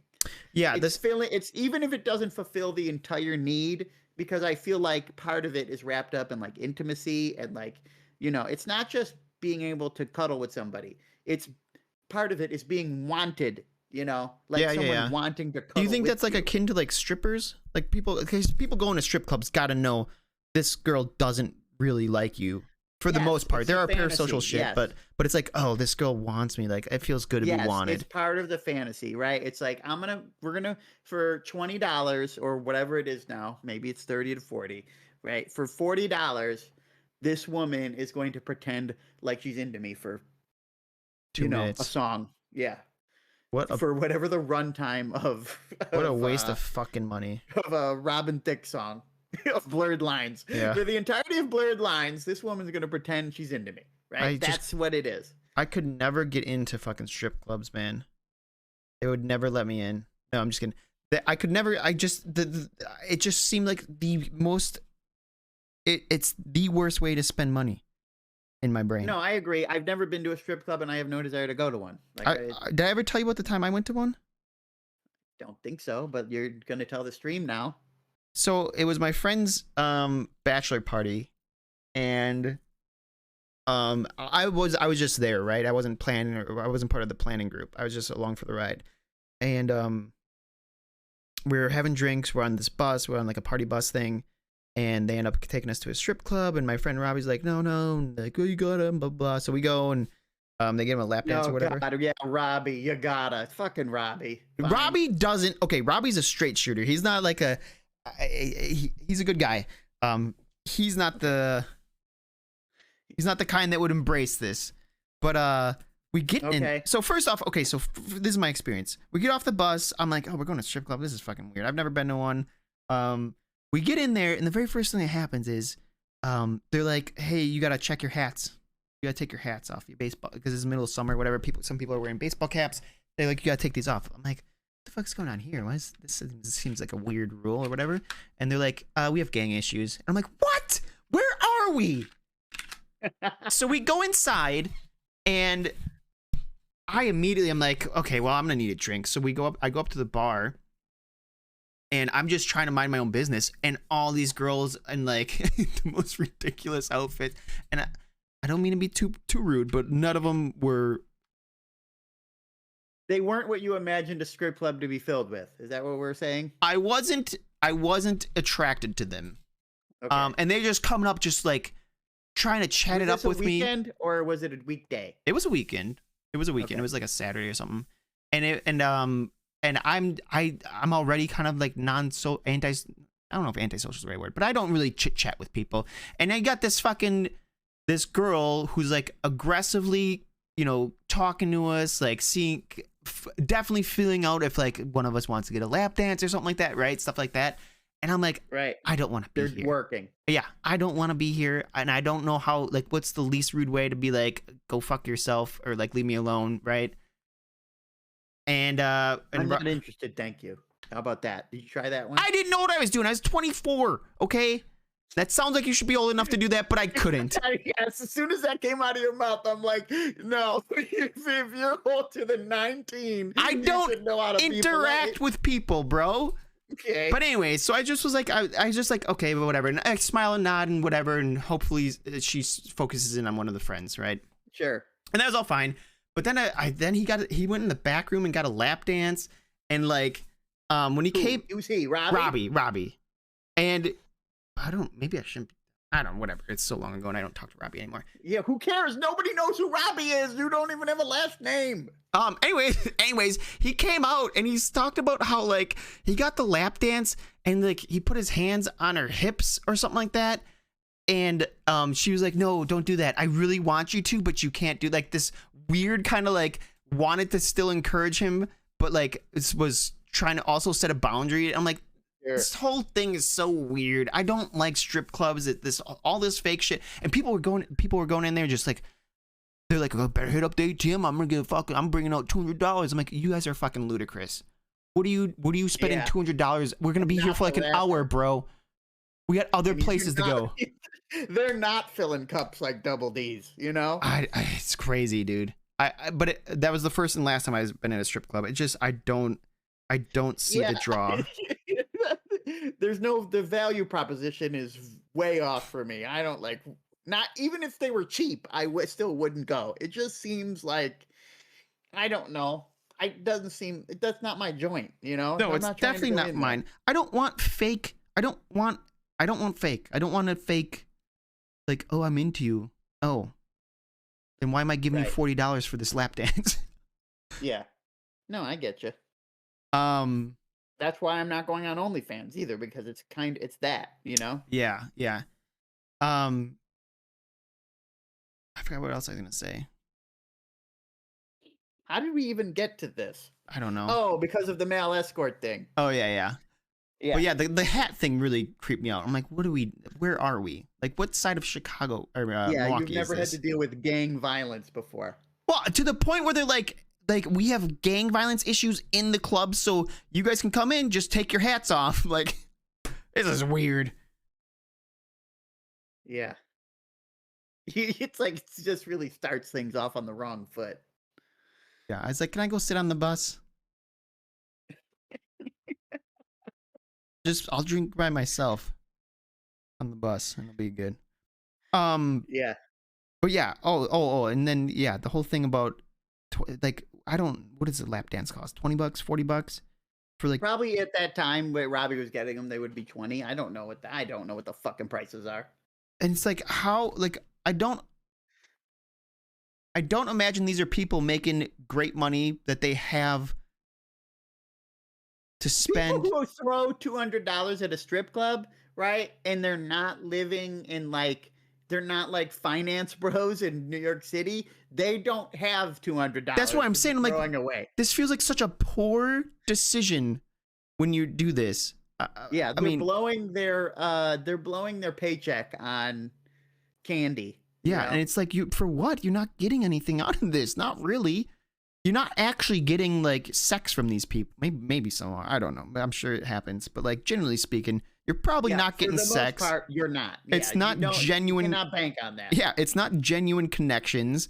It's so fast. It's like you worked what 3 hours for this $40, and it's gone in 3 minutes. Fuck that, bro. Yeah. I can't imagine. I don't know. Yeah. I just get a feeling that there's a again, I've never been in one, but there's a level of sadness running through the entire establishment. Yeah, and it's all covered up with alcohol, tits, and dollar bills, glitter. Yeah, glitter. Yeah.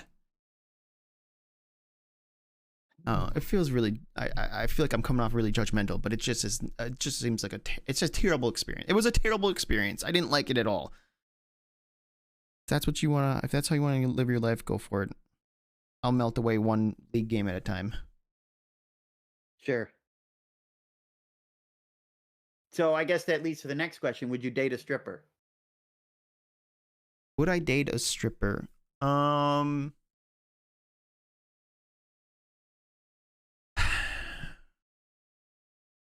Everything else is like perfect. Everything else is ideal. Yeah. And I trust her 100%. Like it ain't going beyond stripping.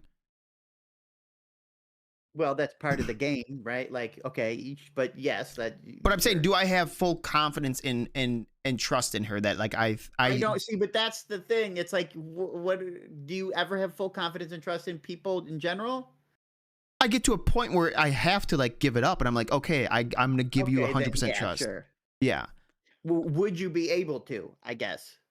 I think I could get there with the right individual. I wouldn't be happy about it. Like I'd definitely be like, I would definitely encourage any opportunity to pick a different career.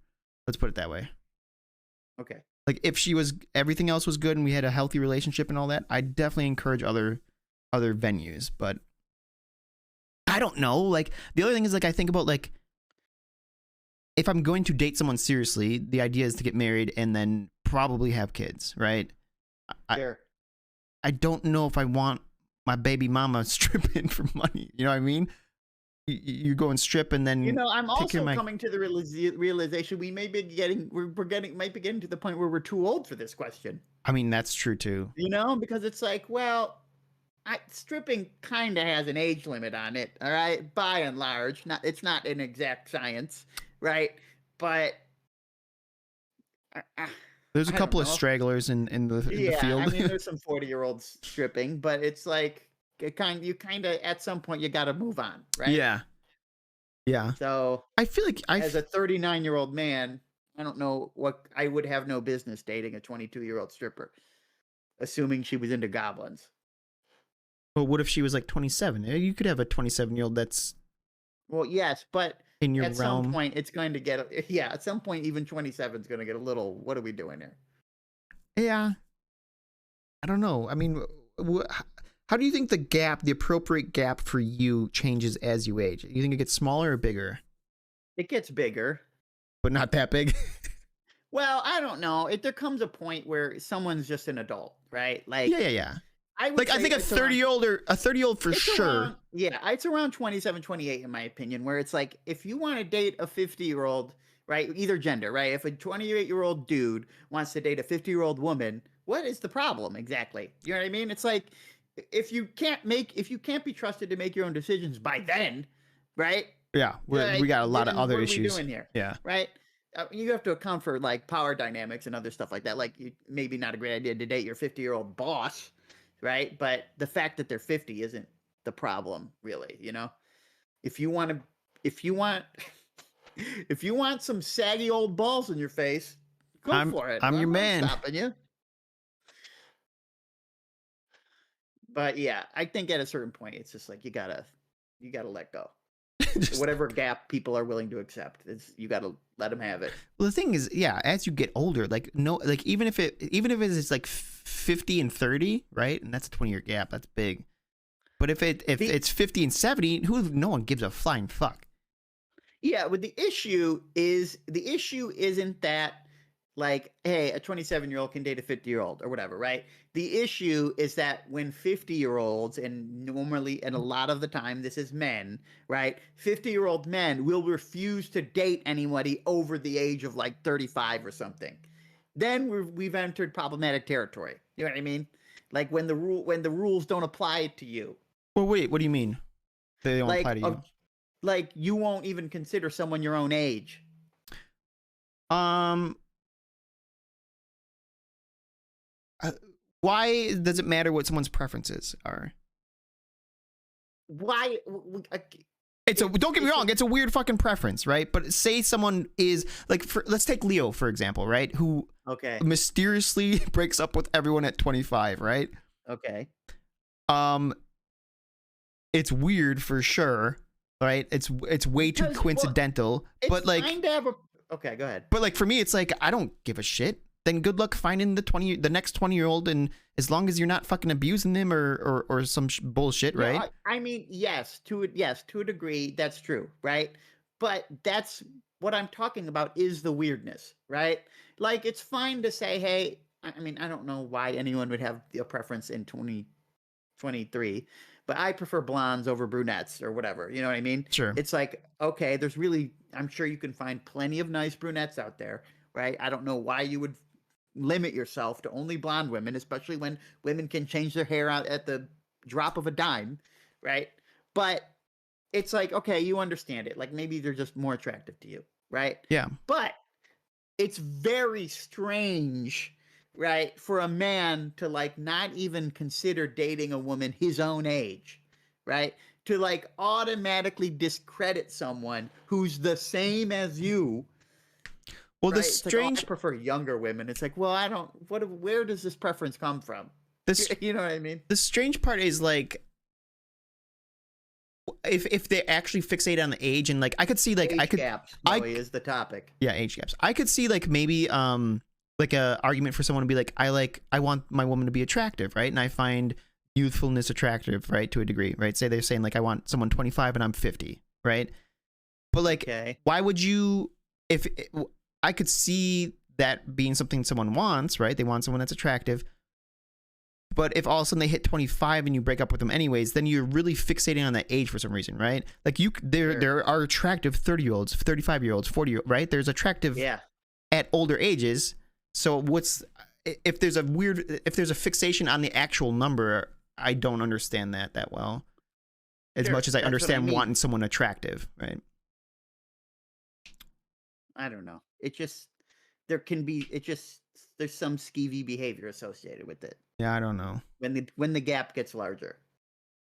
Yeah, I mean, it's Not definitely saying it can't happen. I'm not saying right. it's I think it's wrong I think it's necessarily, but usually there's questions. yes. Whenever there's the larger the gap is, the more of a red flag it is. And a red flag doesn't mean like, hey, this person's doing something wrong. It means like,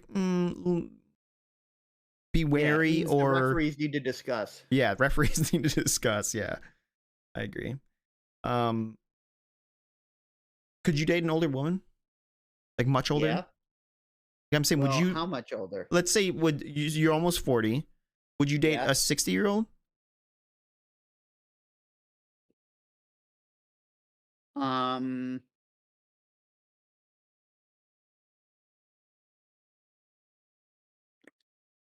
Probably not. I don't know. That seems like I'd have to probably not. I guess we'll go with I think for me 60's a large. That 60 to me is that's represents something to me. You know what I Yeah. mean? Like, well, the thing that's- is there is definitely like different parts of your life, right? Like a 60-year-old's like looking to start retiring in the near future, Yeah. right? Like they're at a different bitch, leg of I the. ain't gonna be able to handle someone retired when I'm gonna be working every day for the rest of my life. You know what I mean? Yeah. That's gonna be a problem.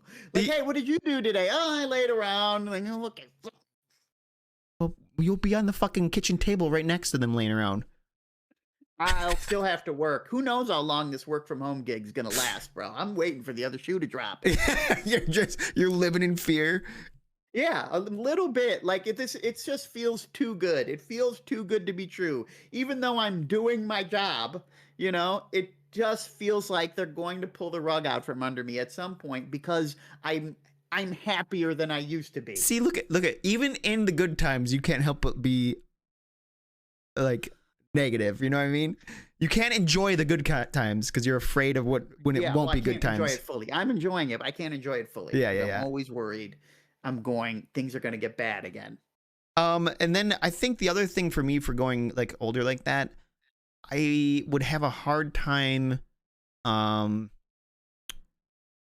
Like obviously we can die at any time, but like generally, or you plan for the long haul, and knowing that someone's probably going to die like 10 or 15, 20 years before you is that would be a hard thing for me to kind of volunteer into. That part doesn't bother me as much. Really? You're not afraid? Like when I hit 60 and she's 80, like that's she could easily die. Yeah, that's why I'm not getting with a 60-year-old. Yeah, but I know. I'm like, saying that kind of gap. I'm thinking that too. It's like, damn, that would be hard. Yeah, well, I wouldn't. 20 years is not a gap. I'm not. You're not venturing. That gap. Yeah. Yeah. What if she was a really 10, hot 60 years? 10 or 11. What if she's a banging 60-year-old?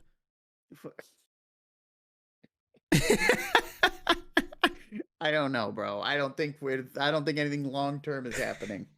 Yeah, because she only has 25 years. Yeah, I don't. Just picturing a 60-year-old woman pursuing me. I don't know. That would be awesome. I would love for that. Yeah. I want to see it pan out, right? Well, when I do my Tinder thing on Yes. the pod, I'll set my age range to Unlimited. very high. Yeah. 18 See to what I get. 99. No, I'm not going down. I'm not going down to 18. That's gross. Yeah. And that's love. That's love on the Pump and Repump podcast. Not love at all. We're talking about strippers and gold diggers. Yeah. What else we got? What did I write anything down? Write anything else down, I should say. What'd you write down, Diablo? Yeah. Let me read some of this. My dad and I former. wrote down East Palestine. Oh, that's right. I forgot we even touched on that. My dad and former stepmom were 23 years apart, which the ages they were when they got together were bad. 23, damn, that's a big one. I think the Leo thing is that he thinks once the girl hits 25, they're going to want to settle down and have kids, and he doesn't want that. I mean, maybe, Lila. That's I an can fully accept optimistic. that may be true. However, I feel like there's plenty of women who don't want children. Yeah, but maybe even if they don't want children, they might want to settle down, and he just wants to live his little. Yeah, I guess, but I feel like I don't know. I'm not privy to the dating world. I don't understand it. But I feel like there's plenty of women in the 25 to 35 age range who are okay with dating casually. Yeah, I would think so. I would think so for sure. Especially if they are up to Leo's standards, quote unquote, right? You're saying they're hot, so they don't need exclusivity. Yeah, well, I'm saying they're not. You're saying hot people are sluts? No. I'm saying is if you know if you're attractive and you know it, right? It's not. I wouldn't think it would be that much of a. I can't speak from experience here, but it wouldn't be that much of a concern for you to be like, oh shit, I better find somebody and settle down, or else it's gonna go or whatever. I'm not gonna be able to find anybody. Yeah. And I'm sure attractive people have worries like that. Like I can't find anybody. I'm not saying they don't, right? Yeah. But I feel like on some level they have to be like, well, yeah, I could. Especially an attractive woman, she's like, yeah, I could get a guy. Yeah, Like, I don't got. have to worry about that. I always got Stas up the sleeve.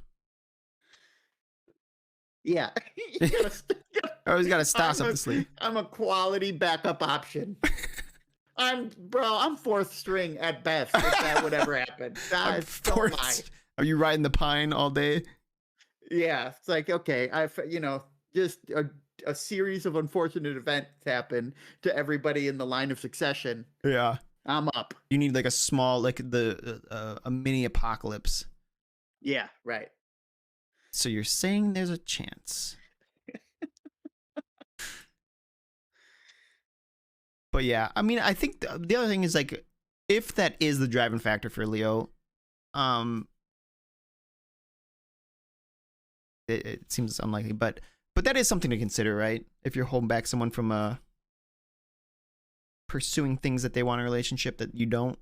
Yeah, maybe he's doing them a favor. Hey, babe, this ain't gonna pan out like you think it will. And I know you do, so good luck out there. Yeah, he's really just looking out for them because he knows. Yeah, he'll never change. Maybe he gives them referrals. Yeah, like, listen, I know a guy. He's looking to get a wife and build something. Oh yeah, he's vetting future wives for his friends by sleeping with them. Yeah, it's an operation. It's a whole entire operation. She knows how to cook. She's about a 5 or 6 in bed. They've been through the whole Leo process, so you know their quality. Yeah, they're verified. Leo verified. He's really selling it. Yeah, he gets like a seminar together with all his friends. God, I feel like that could be a movie. Yeah, we could make a movie on that. We'll have Leo star in it. It'll be ironic. Yeah, exactly. It'll be satire. We'll do it cheap. He'll have to do it for free. We can't afford him. Yeah, well, it'll be an indie film. We'll promise him like some award, right? Well, no, there won't be any promises. That's how Well, it's a false promise. For the love. We have to start lying at some point if we want to get into Hollywood, bro. In the movie making business, you don't get there by being honest and earnest. Oh yeah, you know who could tell us about that? Should we get him on the cast? We should. I've said before we should get him on the cast. Yeah, we kind of tried like that 1 week to get someone, and then it kind of just all puttered out. Yeah, we couldn't get anybody. Well, we couldn't get the people we asked. Our hopes were dashed, and we gave up. I can't be hard to get your brother on the podcast. Flexi might be more difficult. He's a busy bee lately. That's what I mean. That's what I'm talking about. Yeah, that's what you knew I was talking about. Yeah, but I'm saying Flexi is a pretty big. I mean, we can make it happen. Yeah, well, we'll make it happen at some point. There's so many people we can get on the cat or potentials. Yeah, I agree. And we're gonna embarrass them live. No. Why are you trying to discourage people from getting on the podcast? Because no one believes me. We will have to get Herc on one of these days. I got questions for Herc. Yeah, there's a lot of questions for Hank. There's a lot of questions for a lot of people. Right. Things people want to know. Things inquiring minds are dying to find out. The pump and repump community is inquisitive. I don't know if you guys knew this, but I don't know if you guys have asked yourself this, but are you inquisitive? You guys are an inquisitive bunch. You want to know about your fellow viewers. Put me on, bro. Who are these people I'm watching these two idiots with? Yeah. What's going on in their lives? Yeah. The thing is, the first time we have someone on, it's probably not going to be great. We're going to have to learn how to interview somebody. Yeah, we'll get there. No, we'll be great. You just follow my lead. Oh, yeah? Okay. Yeah. Watch me for the changes and try and keep up. Have you ever interviewed anyone? Like in any capacity? Yes. Technically, yes. For how? Is it Richie Ward? No. Why are you? No, it's not Richard Ward. I'm done with Richard Ward's story. I will never be done with Richard Ward. I will ask every time. That's So who we for should hunt one- down and get on the podcast is Richard Ward. Yeah, if only that would be the best. Yeah, so it was a Back to the Future reference. Anyway, I've had to sit on interview committees for jobs. Like, now I'm the one giving the interview. What you're So interviewing I had like to do it at my current job when we were interviewing interns for the position for the intern I have that helps me. Sure. I had to do it at my old job as a librarian where we interviewed another librarian to come in and fulfill the role, right? So I've been on interview committees, so I understand like a formal interview process. Also, this shouldn't count, but I guess it technically qualifies. In Second grade. high school, ninth grade, I took a class. I took an elective. I took journalism. Ew. Okay. Yeah. Yes. And part of one of the assignment was I had to interview people, and I had an idea for an article, and I had to interview a teacher, and the teacher I was interviewing I did not have, so I did not know this teacher, so I had to just like almost cold call to him. I had to walk up to him and ask him for an interview, and it was one of the most nerve-wracking things I've ever done in my entire life. Dude, that's right? yeah. Not only asking for the interview, but then when I do the interview, I'm shaking. Yeah, You of know what I mean? course. I'm visibly nervous. Yeah. And in those days, I wasn't a tubby little cubby all stuffed with fluff. Okay, I was short, but also incredibly skinny. So I'm just like this. Skinny? Yes, I was skinny as fuck until college. Really? Anyway, I'm just like scrawny motherfucker, this tiny little guy. And I'm like, you know, and my questions are garbage because I don't know how to fucking write. You know what I mean? I'm in ninth grade. Yeah. God, it was so awful. Dude, The only thing that compares to that experience as far as nerves go is when I had to give my defense for my master's thesis in college. Oh, wait, how did that go? It was fine. Only 2 people showed. No, I'm saying like, what do you like? How does that process actually work? Like, you could just Okay, so when you write your master's thesis, basically you have a set of advisors that like walk you through the process or tell you like, Guide you, things you yeah. need to do or things you need to change. And then when you have your defense, you are basically presenting that paper to an audience of which your advisors are there, like judging you, right? And basically they grill you and then you have to give the defense of your argument or whatever. the it is you're advisors or putting the forth. people. The advisors.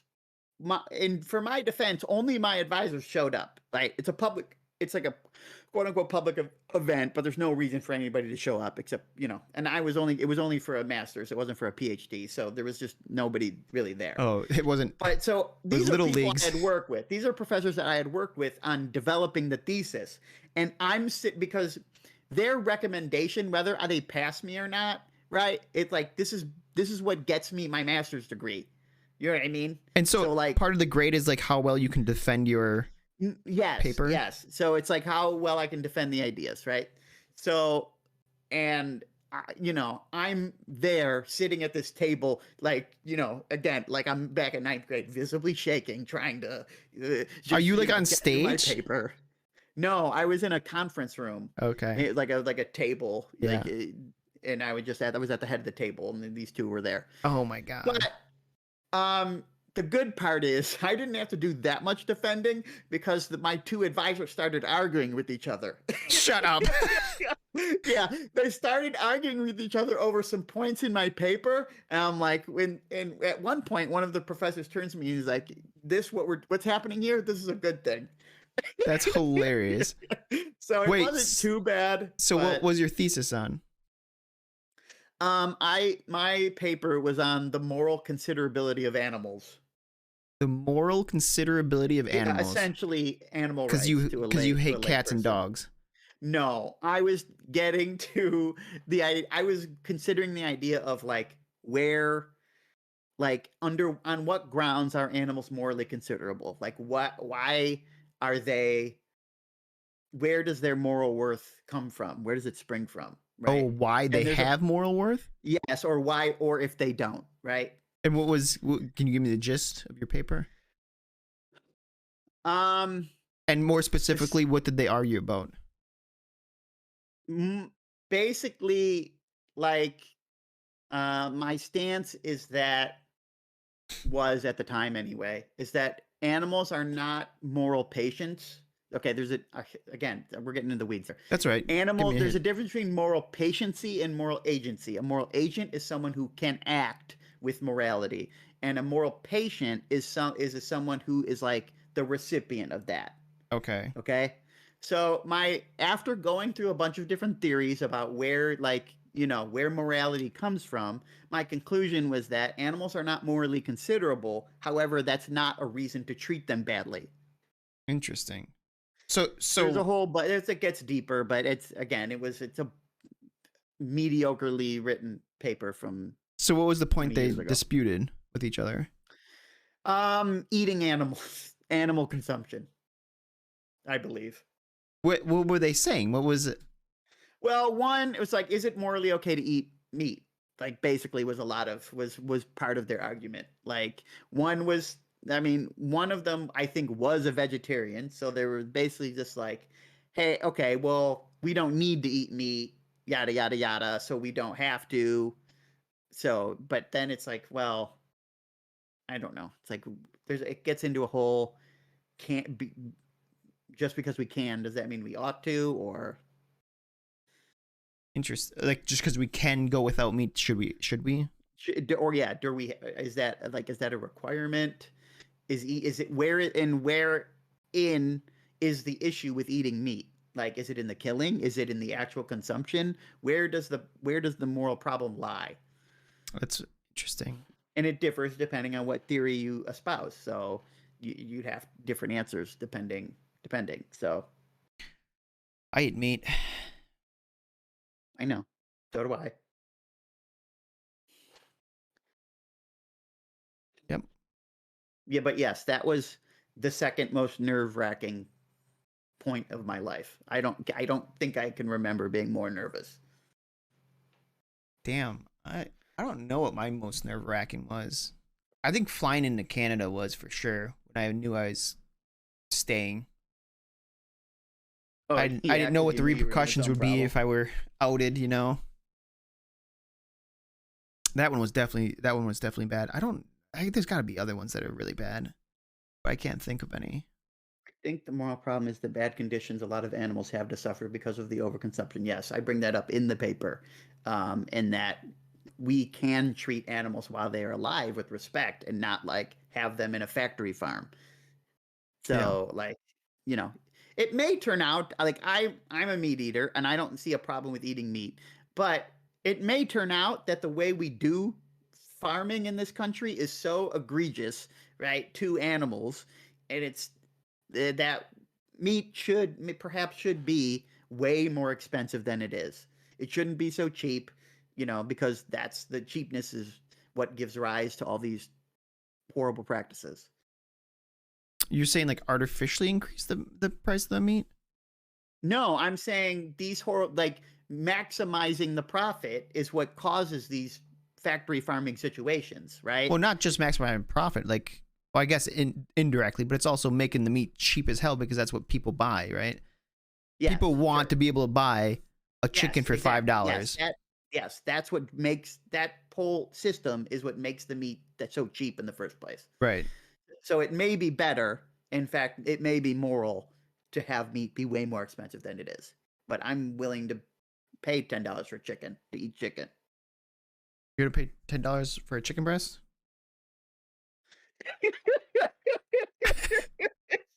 Jim, I believe that's called veal. Oh my God.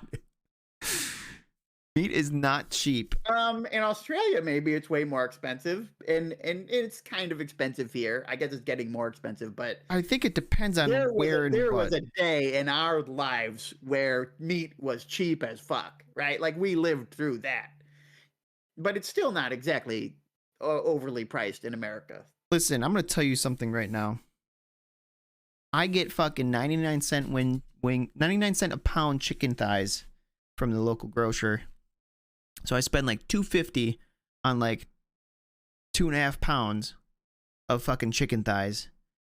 And then you spend another $5 on some carrots and potatoes and and broth, and you can make fucking chicken noodle soup for under $10. Yeah, I pay $5 for an 8-ounce breast. So, But that chicken thigh deal, like I don't know if this grocery store is taking a hit on that or what.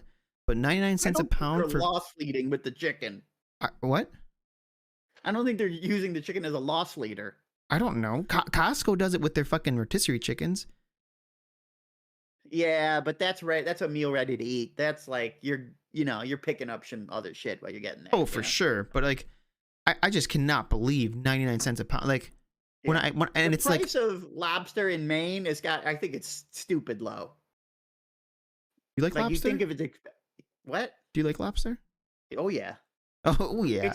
It's not worth $30 to me, but I like it. But if you could go to Maine and get it for $5, you'd buy it? Yeah. Oh fuck yeah. It is good. I like to have it about 2 times a year. Fucking Jim. I need a baby calf right out of the womb. Damn, dude, that's brutal. Sigh someday, he says. Look, there's a fawning over it. Hey, my friend has a farm, man. I could put you in contact. Bolt actually, I don't know how he or where he, but some people buy like portions of a cow. Oh yeah. Like they'll buy like a quarter of a cow, and then they get all the different cuts associated with that quarter. Yep. Yeah, I was completely unaware of this concept until Bolt like just bought a quarter of a cow.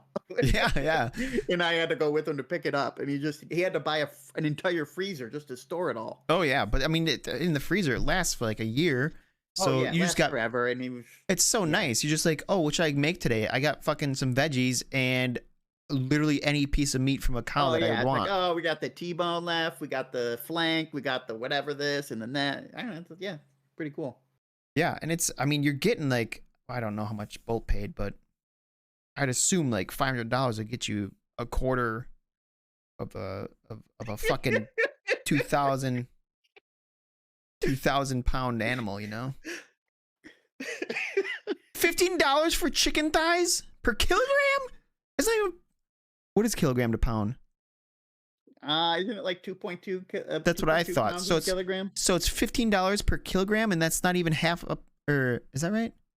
It's not even half a pound.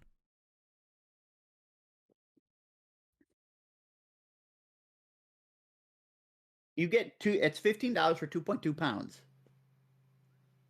It's not. That's not. Oh, it's the other way. It's the other way. It's the other way. $15 for 2.2 pounds. Okay, yeah. It's not the worst. It's not as cheap as what it says it gets. Not even close.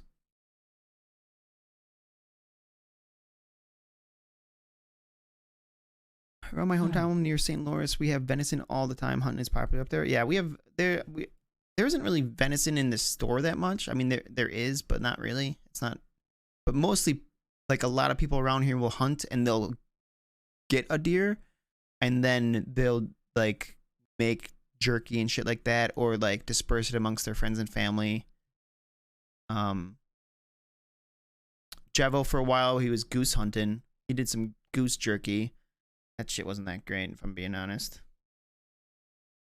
Yeah, you're not a goose guy. It wasn't great. Nothing you're not right a gooser. About. Even venison, really gooster. Even venison is like can be hit or miss sometimes. Jerky in general, like makes everything better. But like if you're having actual venison, it's like I don't know.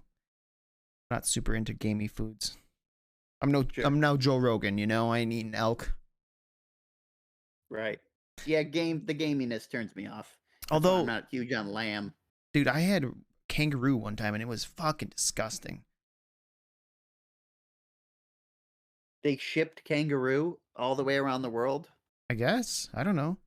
It was at my friend's uncle does a cookout every year, and at the cookout he gets one mystery meat. So that year was kangaroo and it was not good. Although maybe like it could have been like how he cooked it or something, who knows?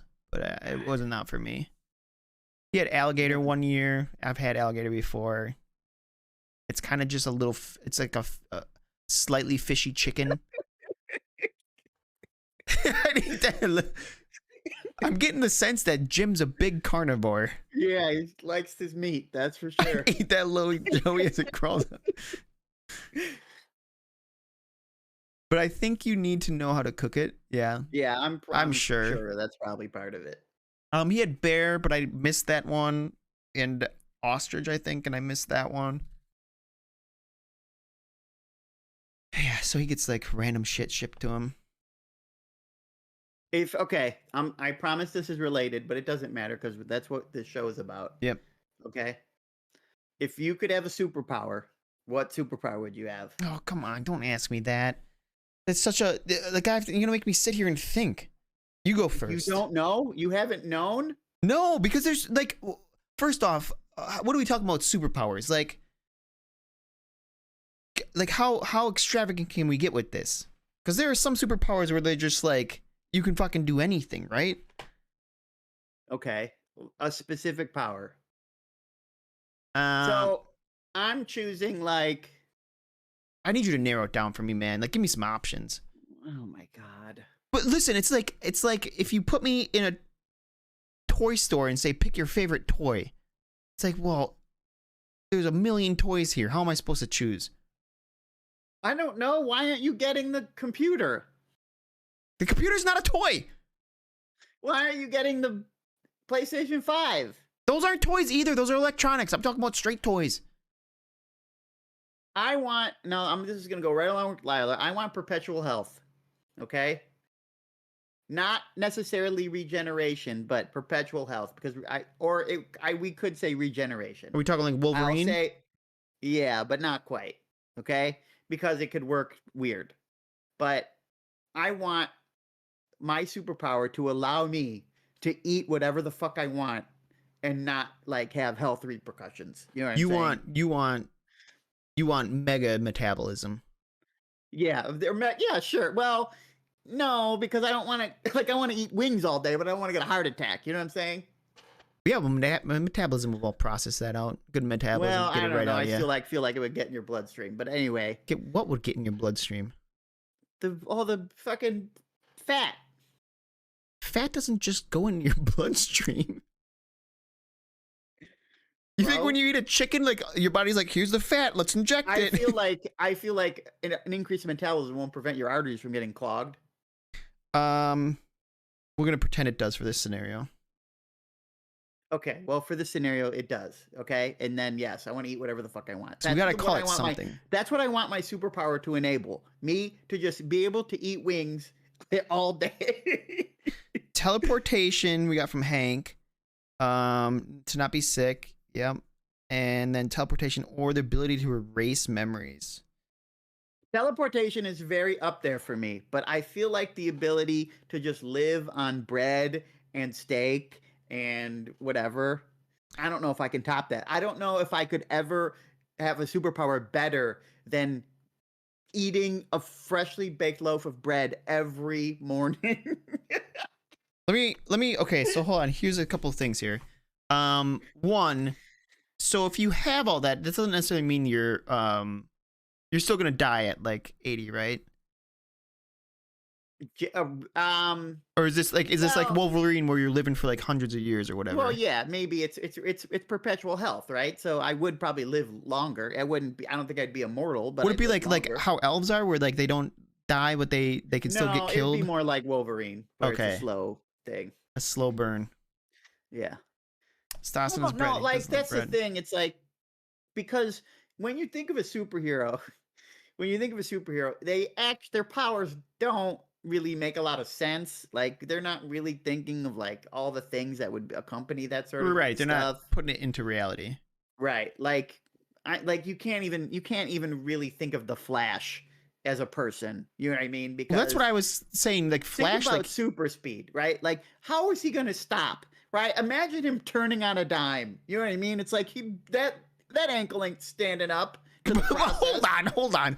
But hold on. You're already the problem with this critique means you've already accepted one absurdity to try to refute like the logic after it. Yeah, I know. I agree. Okay, but don't worry about me right now. Start thinking about your superpower. I do like the health thing. I think if you okay, here's why I would like teleportation. I fucking hate traveling. Right? As you know, even like on low scale, like when I go to my sister's place, it's a 25-minute drive, but just the thought of spending 25 minutes in a vehicle doing nothing feels like such a waste of time. Like if I could just blink over there, I'd be over there all the time. I'd be there every day. You know what I mean? Yeah. But investing a fucking hour of driving, it's like I only got like 16 days in the day. Fuck that. That's like 2 games a league, bro. Everything is in terms of how many leagues you can get in. So teleportation would be really good, but I think health has to trump it, because if you can live healthy all the way up till the day you die, like that's so much better than that slow burn into like just a horrible existence, right? Sure.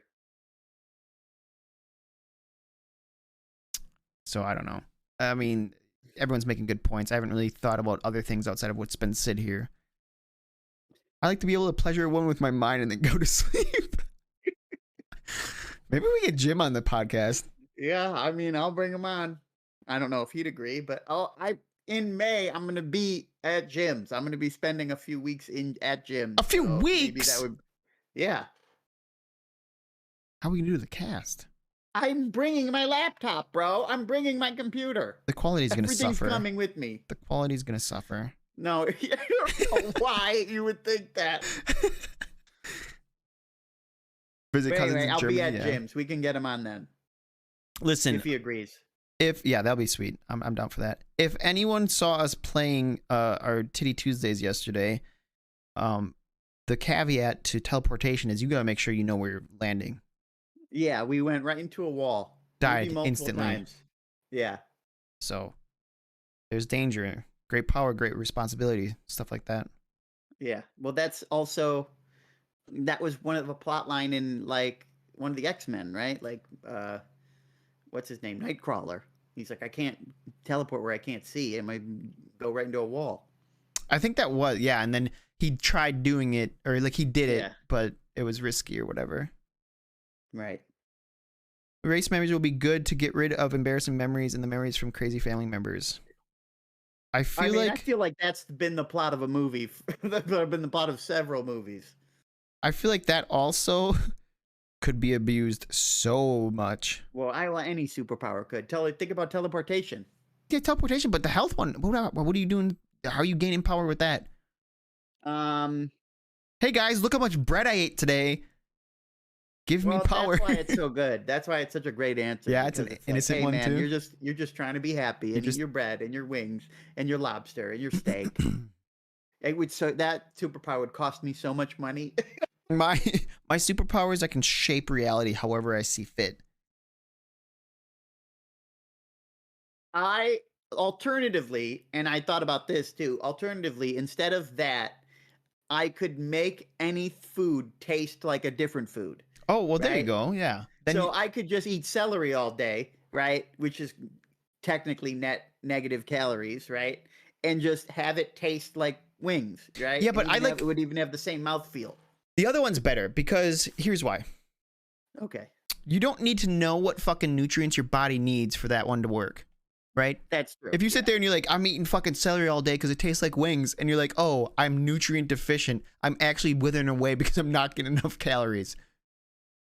Well, I could also eat real food. Yeah, I guess you're right. I could eat real food and have it taste like whatever. Yeah, but even that, maybe you don't know that you have an intolerance to that real food. It's slowly killing you. Yeah.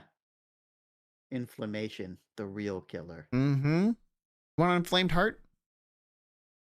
I want a milkshake, bro. So bad. And wings, baby. You know, I have ice cream in the freezer. Yeah, I don't. I have vanilla. So this was the ice cream we brought to my sister's for my mom's birthday with the brownies, the leftovers. Uh-huh. We have vanilla and cookies and cream. And all this talk, I'm going to go make a milkshake. After we're stream. done here? Yeah. Do you want one, Good buddy? for you. I'll teleport it over. Shut up. That'd be sick. I can just pop on over with a milkshake, bro. Do you ever think about... I try not to think. Do you ever? I know you don't, but do you ever think about a future version of you showing up at your door one day? No, but this reminds me of the conversation we had earlier this week, where you talk about the when people are alone and they kind of let their mind imagine negative or scary thoughts. Yeah, And what's the creepiest thing that could happen right now? Yeah, and yours was far stranger than anything. Like I think like a murder, or like maybe like a fantastical like demon or monster or something like that, right? Uh-huh. Stas, go ahead. So sometimes I like to think, I don't know why, but I like to think, what's the creepiest thing that could happen right now? Right. And you have to understand, I don't like horror movies at all. Right. But sometimes my mind just goes here. Yeah. And so one of the situations was like, like I'll talk to my father and then I'll go to a different room, or like go to a different floor. All right. And then I'll think, what if my father just walks out of one of these rooms, right? Even though I know he's downstairs, what if he's up here, And then it's like, what do I do? You're more into the mental fuckery. Yeah, because it's like, well, one of these is not real, and there's going to be some death happening. There's going to be some killings. The thing is, do you think in this scenario Frank knows about his doppelganger? No, not at all. Oh, so now you need to figure out which one's the real one. Yeah. That's a lot of burden on you. You know what would make this into an incredibly interesting movie is that Frank has a proclivity to talk to himself, right? So everybody thinks he's talking to himself, like there's nobody there. But he's literally, in reality, he's talking to other Frank. Yeah. Wouldn't that be wild? I think we're onto something. Yeah. The one on the toilet is the real one. That is a good point. That's hilarious. As he gets older, he spends more and more time on the John. I think sometimes he's half hour more or more. Good for him. He deserves that. No, not good for him. You don't want to spend that amount of time in the bathroom, bro. What a waste. But that's some people find refuge there. I don't think that's him. He's not reading any novels in there. He doesn't have to read a novel. Sometimes you just want that alone time, You just want that little privacy where no one interrupts you. I don't think that's It's his league, bro. His league is Wagon Train. His league is old movies starring someone in the Barrymore family. Okay? That's what his shit is. He wants black and white movies at all times. He prefers them black and white? Man. I mean, I don't think he prefers them, but that's just he values anything that was around during his childhood. It's like Westerns, right? Yes, he likes the old shit. He likes shit that's too old even for him. Oh, like his parents watched it. Yeah, because he was a teenager in the 60s, right? He was born in 51. So ideally, right, he should have been a hippie, right? That was his era. Like that's when he was growing up. He smoked pot? But he was into Frank Sinatra and and like all these Westerns and all this old shit. He was an old soul then, you know what I mean? So it's like now he's an ancient even soul. Older. Yeah, exactly. An ancient soul, the deepest and darkest. My work thinks I have personality disorders because I have characters in my head that have different names, personalities, and backstories.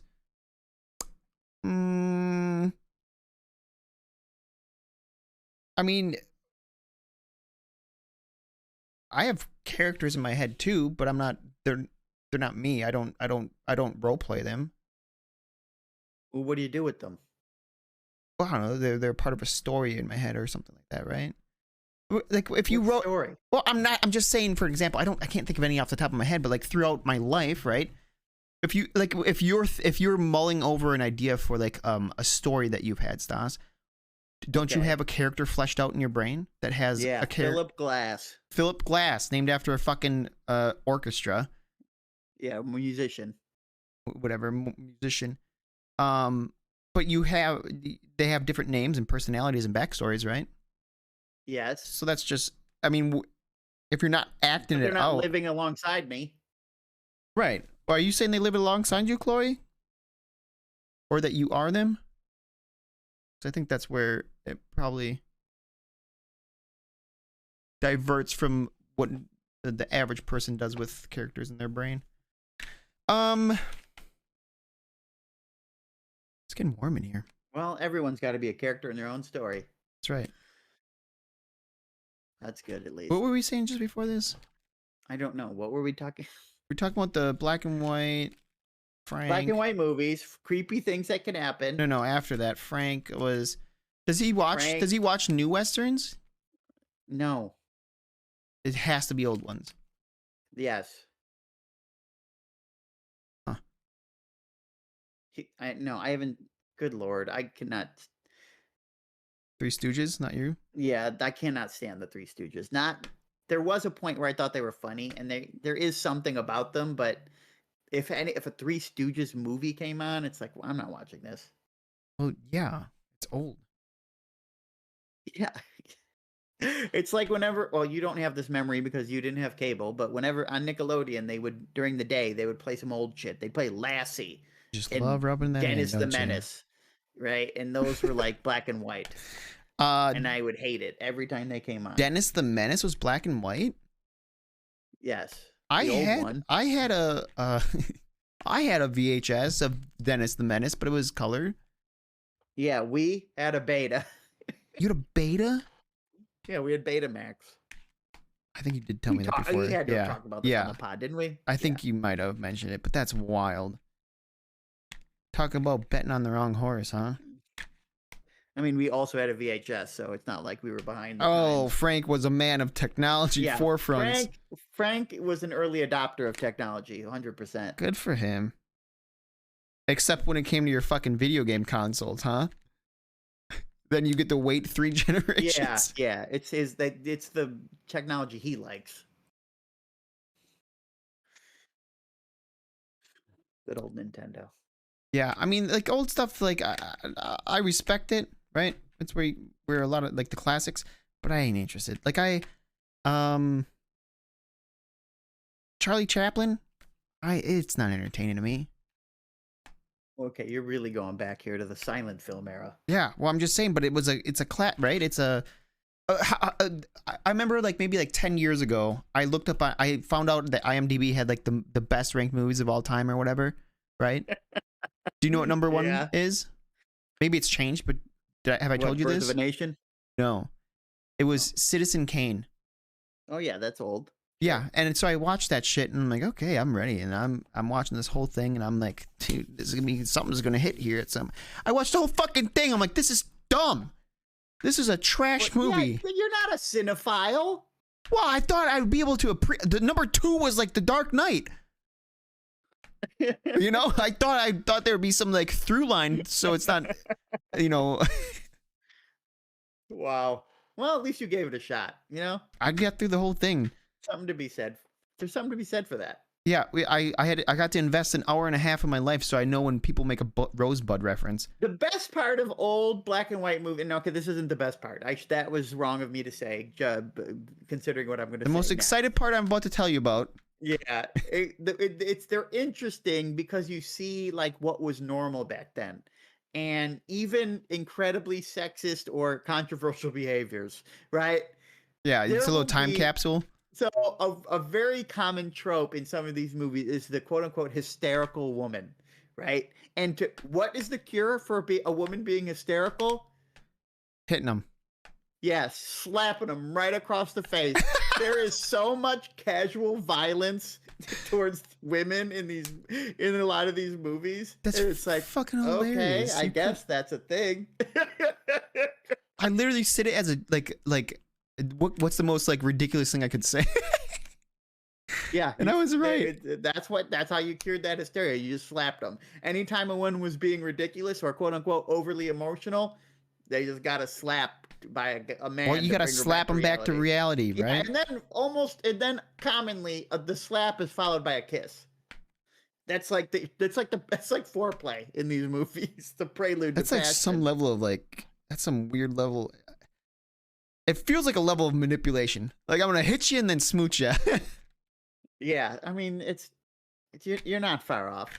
Maybe it worked though, you know? Got him through. Yeah. Got him through some times, right? Yeah, you're gonna create a new YouTube channel called Punch and Pickup. Imagine you have to go up and physically assault someone and then land the number. Your public career would be over pretty fast. No shit, Sherlock. I'm not actually doing it. Yeah, you're considering it. Everybody knows that. Yeah, I can't even approach a stranger to talk to him, you know, reliably, but I'm gonna fucking come out of the gates with that. I found my calling. Much less my physical tendencies to be. Yeah, you're the star of the Joker too. I never saw the first Joker. I need to watch never that saw still. it either. Oh well, what the fuck? You're making references for movies neither of us have seen. I feel like it fit just from what I know. I do want to see it though. Do you? Yeah. Turn out to be Citizen Kane. Well, I'm gonna find out on my accord, not some stupid website telling me it's the #1 of all time. Yeah, I don't know. Yeah, that must have been a different you doing that. What do I you can't mean? even imagine you spending time watching a movie. Okay. That's 2 leagues. Well, you're not. It might be more than that. The problem is now I measure like I'm not a busy person, but my brain runs like I am. You know what I mean? Yeah. No, I get you. It's like Any imposition on you is like, what's Why? Why we got to do this now? well, like even like busy, to sit not down and do a really, but- movie. I'm like, I'd rather do something else for entertainment. And if I'm not doing entertainment, I should be working on something. You know what I mean? Like, Sure. would I rather watch this movie that might be good or try to climb gold? Right. No, I get you. And if I'm not trying to climb gold, I shouldn't be fucking playing another game or watching some shitty movie. I should be fucking working on art. Yeah. Or cooking a delicious meal. What am I going to eat tonight? Well, that milkshake. Yeah. But I should probably have something I'm besides getting that. hungry again. Come over we'll get wings and shakies, bro. You bring the wings. I'll make the shakes. It's too much of a drive, bro. Well, if you picked teleport instead of your selfish health shit, it's always about you, isn't it? That's true. Yeah, that is true. I could have. If one of us picked teleport, we could just visit pretty easy. Instead, both of us picked we want to have healthy lives. How fucking selfish.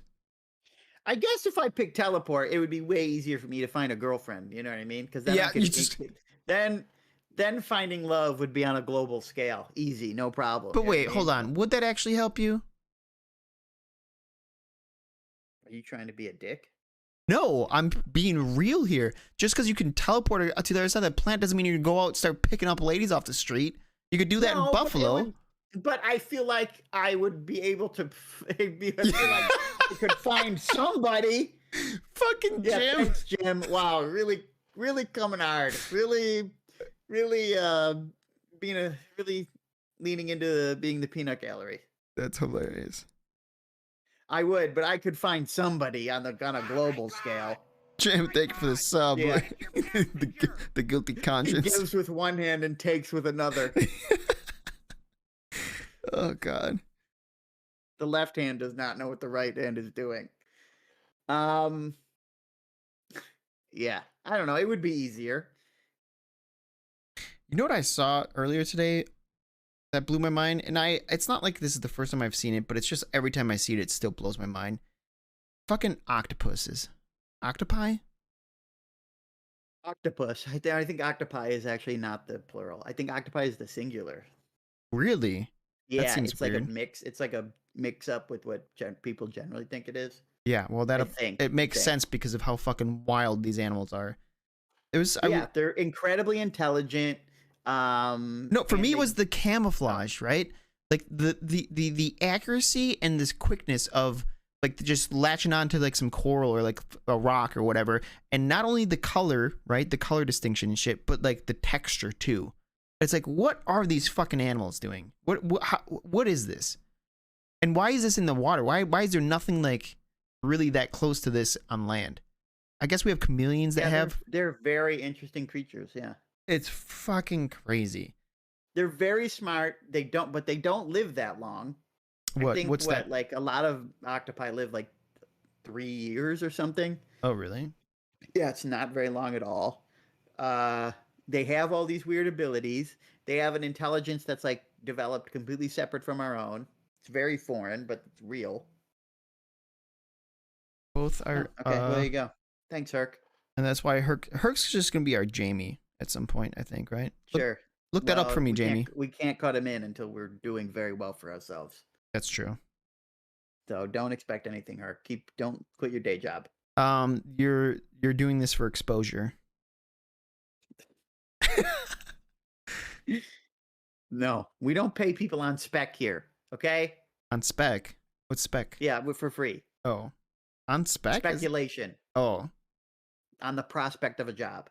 I make enough and don't need exposure. That's awesome.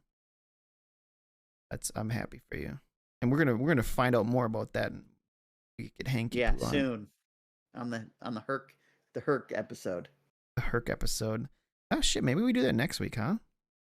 Why not? What else we got to We'll do? discuss. We'll discuss in DMs afterwards. Sure. Yeah. What else you got? You got anything else? Let me see.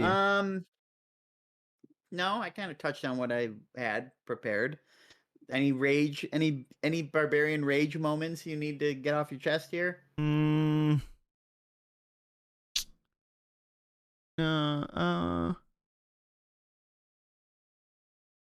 mean, we're at 2 hours and 40 minutes. It's not like we got through a pretty sizable episode. No, yeah. I'm just reading something I wrote down and seeing if it's still relevant. Seeing if it still ticks, you know? Yeah. What is this? What did I Utah This becomes again? No, I just want to Utah becomes the first US state to ban social media for everyone under 18 years old without parental consent. What do you think about that? I think the Mormons are fucking up to something over there. You think it's a Mormon move? I mean, it's Utah, isn't it? But really, folks, I don't know. Isn't it I mean, shouldn't that already be a thing that like parental Yeah, you need parental permission. Yes, I agree. I don't think it's the worst idea. And I like that it's universal across all platforms and not just this like weird TikTok hate. Yeah, that's the other thing. Oh shit, there's two things we need to talk about, Sauce. Okay, first the TikTok thing. Okay. From something else that I had read, it seemed like people were implying that this wasn't just about TikTok. This was like it was a stepping stone to government overreach, and pretty much that. I mean, any expansion of law is a stepping stone to government overreach, but well, the goal being like I think they're going to be able to like see what individuals are doing with their internet as a government, and like they could fine you for using VPNs and shit like that. I don't know if there's any truth to it, but I don't know why that would be an issue, why that would apply to a law that's about children. I don't fucking know. This was just something I read in passing, so I could be wrong about this. But right. Okay. It's not that I'm doubting you, or I even would be surprised to find out that like that sort of stuff is smuggled into a bill. Yeah. But it's like the idea of like, hey, any minor needs permission to be on a platform. Well, I don't hate. No, yeah, I don't hate that either. But I'm just I don't know. Do you know why TikTok's being targeted so exclusively? Yeah, because it's from China. That's it? Yes, it is it's the most popular platform, and we don't have direct control over it. But it's really my pickup. Like, there's no real reason to like hate on TikTok and not give as much hate to Instagram or any of the other social media platforms. That's what I'm mostly because it's the biggest, right? And because it's Chinese. Although didn't Facebook and shit come under fire not that long ago? Yes, but the current not the same way. The current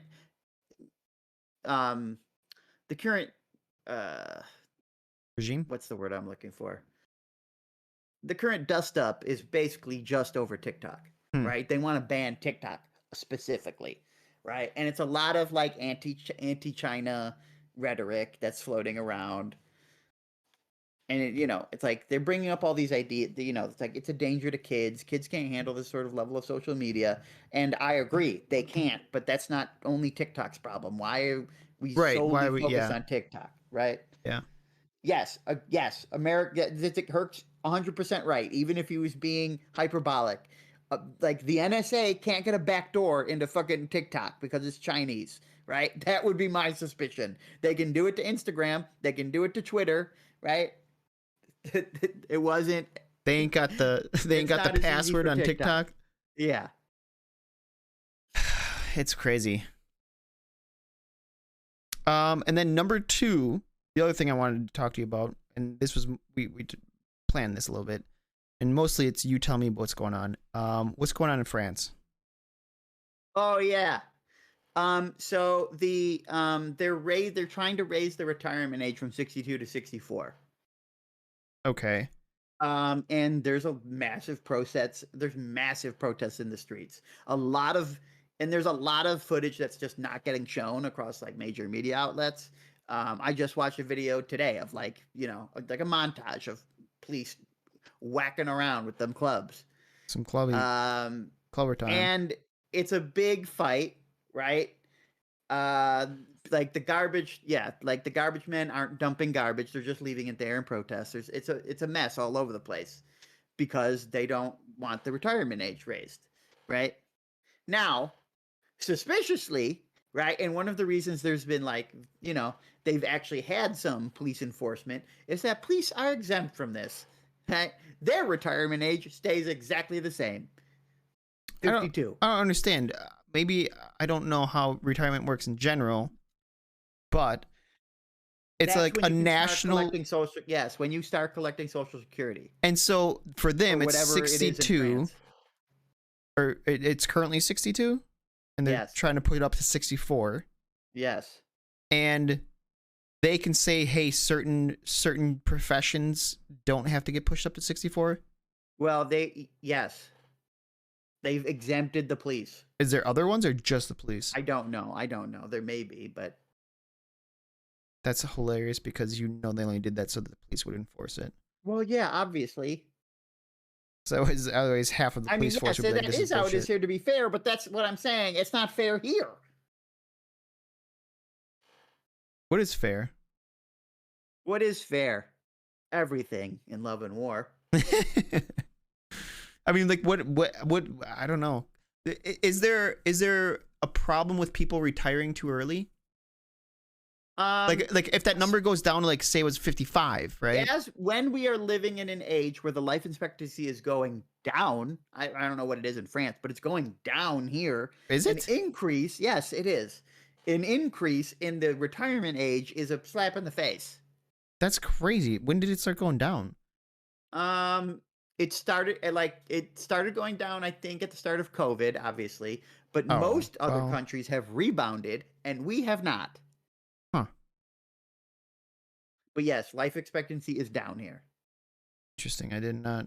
I mean, I guess with COVID, I should assume, right? But again, us compared to France, it's like kind of comparing apples and oranges. A lot of people, most people, they're not surviving on Social Security alone, or what it is they're doing on Social Security alone is barely surviving. here or France? Here. Oh. What's it like in France? I don't know. I imagine a little better. I hope a little better, but I don't know. You hope better for the French? I hope it's better than it is here. Yes. Because you hate America. No. Yes, I do. I don't believe you.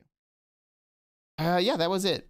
The thing that I saw that is completely irrelevant to the fucking what's happening over there was such a huge stink on Twitter where I guess the French is it a president or prime minister? Macron.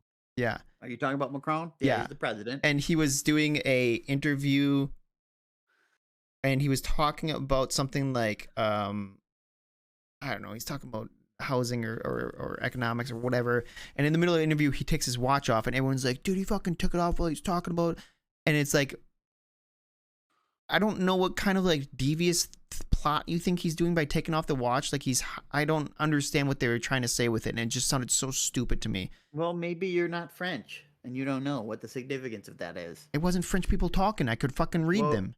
I could read their Maybe, comments. yeah. But like, Well, just I don't. so the post showed that, and in the thing it says he takes off his 82,000 euro watch in the middle of the interview or whatever. But like in the interview, you watch it and he's talking and you hear his watch clink the table, and then he puts his hands underneath and he takes it off, and it's like clearly he did it for an audio reason. And then later there was like the Twitter fact checking group or whatever thing that they do, and it was like, this is actually a watch that's worth like 2,500 euros or whatever. And it's just like, this seems like such a stupid point to really I don't hang know what on. kind of rabbit hole on Twitter you're on, but who cares?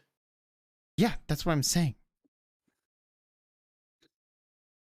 Okay, I don't know. Aside from 10 people on Twitter, I It don't wasn't know. 10. It had tens of thousands of likes and people bitching. You think this is like this little small, like tiny thing in the corner? It's not. This is what. Globally, tens of thousands is small. Yeah, but Twitterly, that's good numbers, man. We would kill Literally. in the pump and repump world. We would kill for tens of thousands. That is true. Speaking of which, Pump and Repump is now available on YouTube. Oh, that's true. You can watch all our past episodes. I'm gonna grab the link right now and put it in the chat. Yeah, cool. I should probably just link that underneath. Yeah, you should do that. That would require effort, but maybe we can get you to do that. You know what, dude? I work and I do and I do and I work, and it's just never enough for you, is it? Huh? You league. That's what you do. You league. You league and Who put the podcast up on YouTube? you did. That's right. Don't you ever forget it.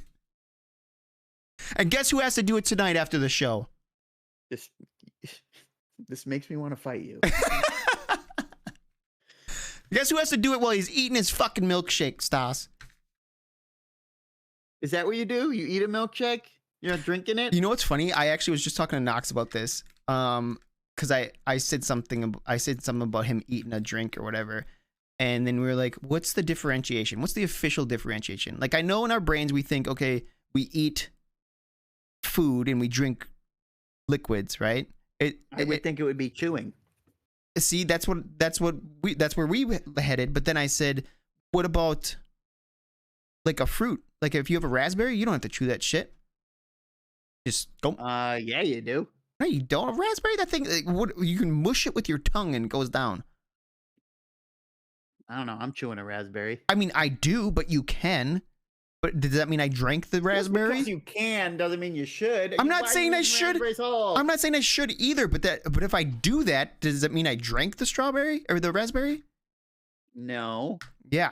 So I still ate it. No, Maybe. shut up. I didn't drink it. Can you drink a solid? Well, that's an interesting question. When you take a pill, are you eating it or drinking it? You're swallowing it. You're not eating it. Okay, well, drinking and eating are both require swallowing. Yes, but you don't eat a pill. You swallow a pill. That's not how English works. Yeah, I guess you don't eat a pill. Do you? No, you don't eat a pill. What do you mean? Why are you questioning it? You know, you've used this language for 35 years. Yeah, but I'm thinking a pill's not food or drink. Well, yes. Yes, but So we're not that's why necessarily you don't talking about eat food or it drink. We're talking about drink it. eating or drinking. I mean, maybe it does have to do with the state of the thing in question. Maybe it's not the process of chewing or not. Maybe it is the state. Well, it has to be the state because you eat ice cream, but you drink milk, right? Yeah, I suppose. Okay, so probably dependent on the state and not what you're doing. So it matters if it's a solid or a liquid? Yes, I would say. So you do eat a pill. No, because a pill's not food. It could be. You could have food pills. What about Are you losing it? Do we need to cut you off right now?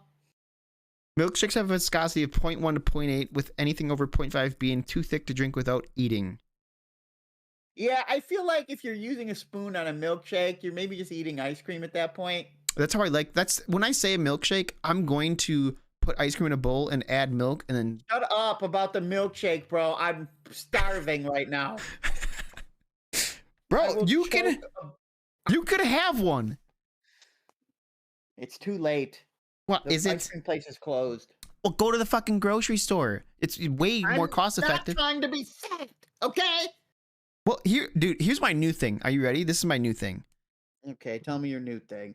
Because it's a bad, like I just have too many cookies at once. It fucks up my appetite, right? My new thing is I can have as many cookies as I want, but I can only bring one with me at a time. So every time I want another cookie, I have to go back and grab another cookie.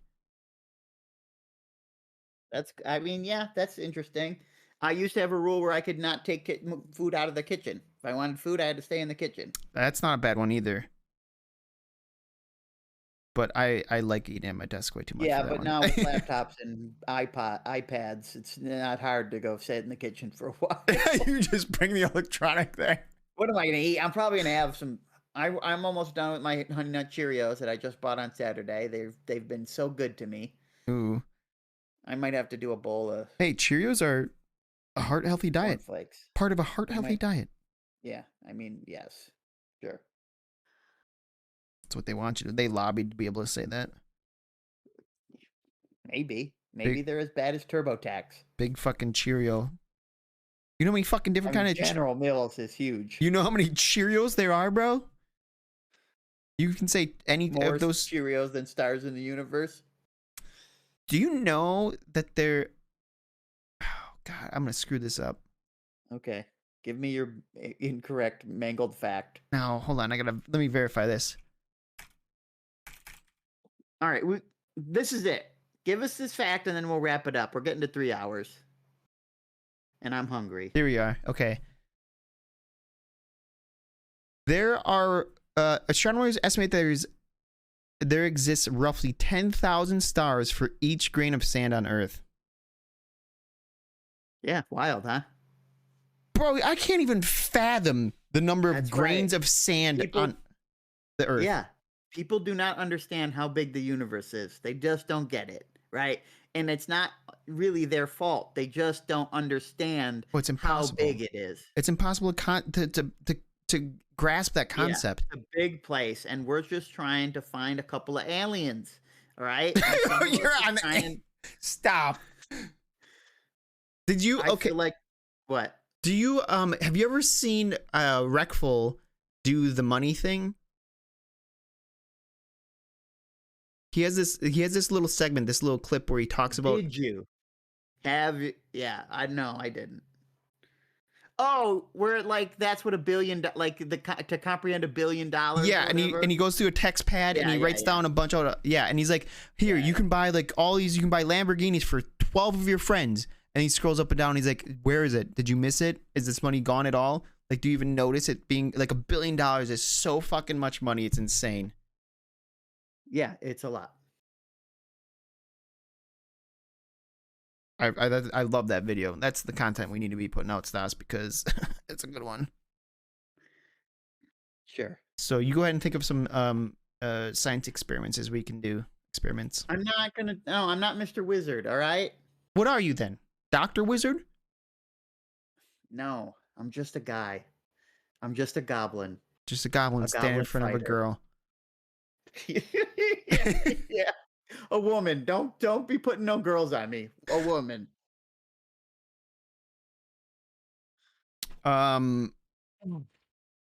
Feels good most of the time. Whoa. I'm gonna go microwave myself in the shower soon. What? I've never heard that phrasing, Mander, and well, hey, you do you. Oh yeah, but I love a cold shower after like I exercised or like I built up a huge sweat. cold shower Ooh. for sure. Yeah, especially during the summer. Oh yeah. I sometimes in the summer I need like a cold shower, or because I overheat my little hot box, you know. Get the Yeah. sun beating down on the roof, the oven. You know, you got your door closed so you can yell about the league game going on. Right. You got your PC running at max for 8 hours straight. Heat exhaustion makes me sleep better. That doesn't feel healthy. But yeah, All right. I think I'm good. Yeah. I think I got everything Yeah, out. we're good, everybody. Remember, check out our YouTube if you need to see past episodes, because I know that's what everybody wants to do with their evening when it's not Wednesday. They want to be like, oh, I missed that episode. Let's see what Stas and Says have to say about Dude, you know anything what? like- Hold on, I got something for you before we end. Okay. We're trying to end here, though, but okay.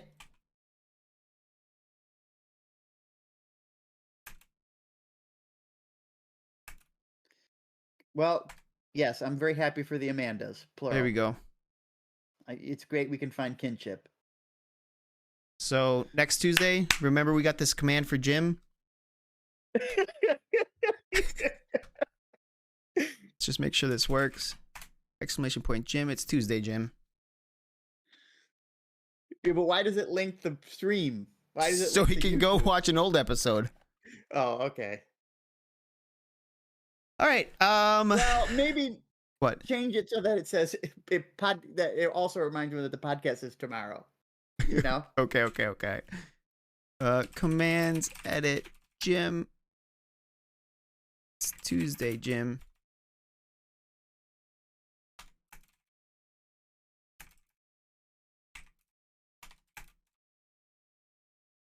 It's Tuesday, Jim. Podcast tomorrow. Boom.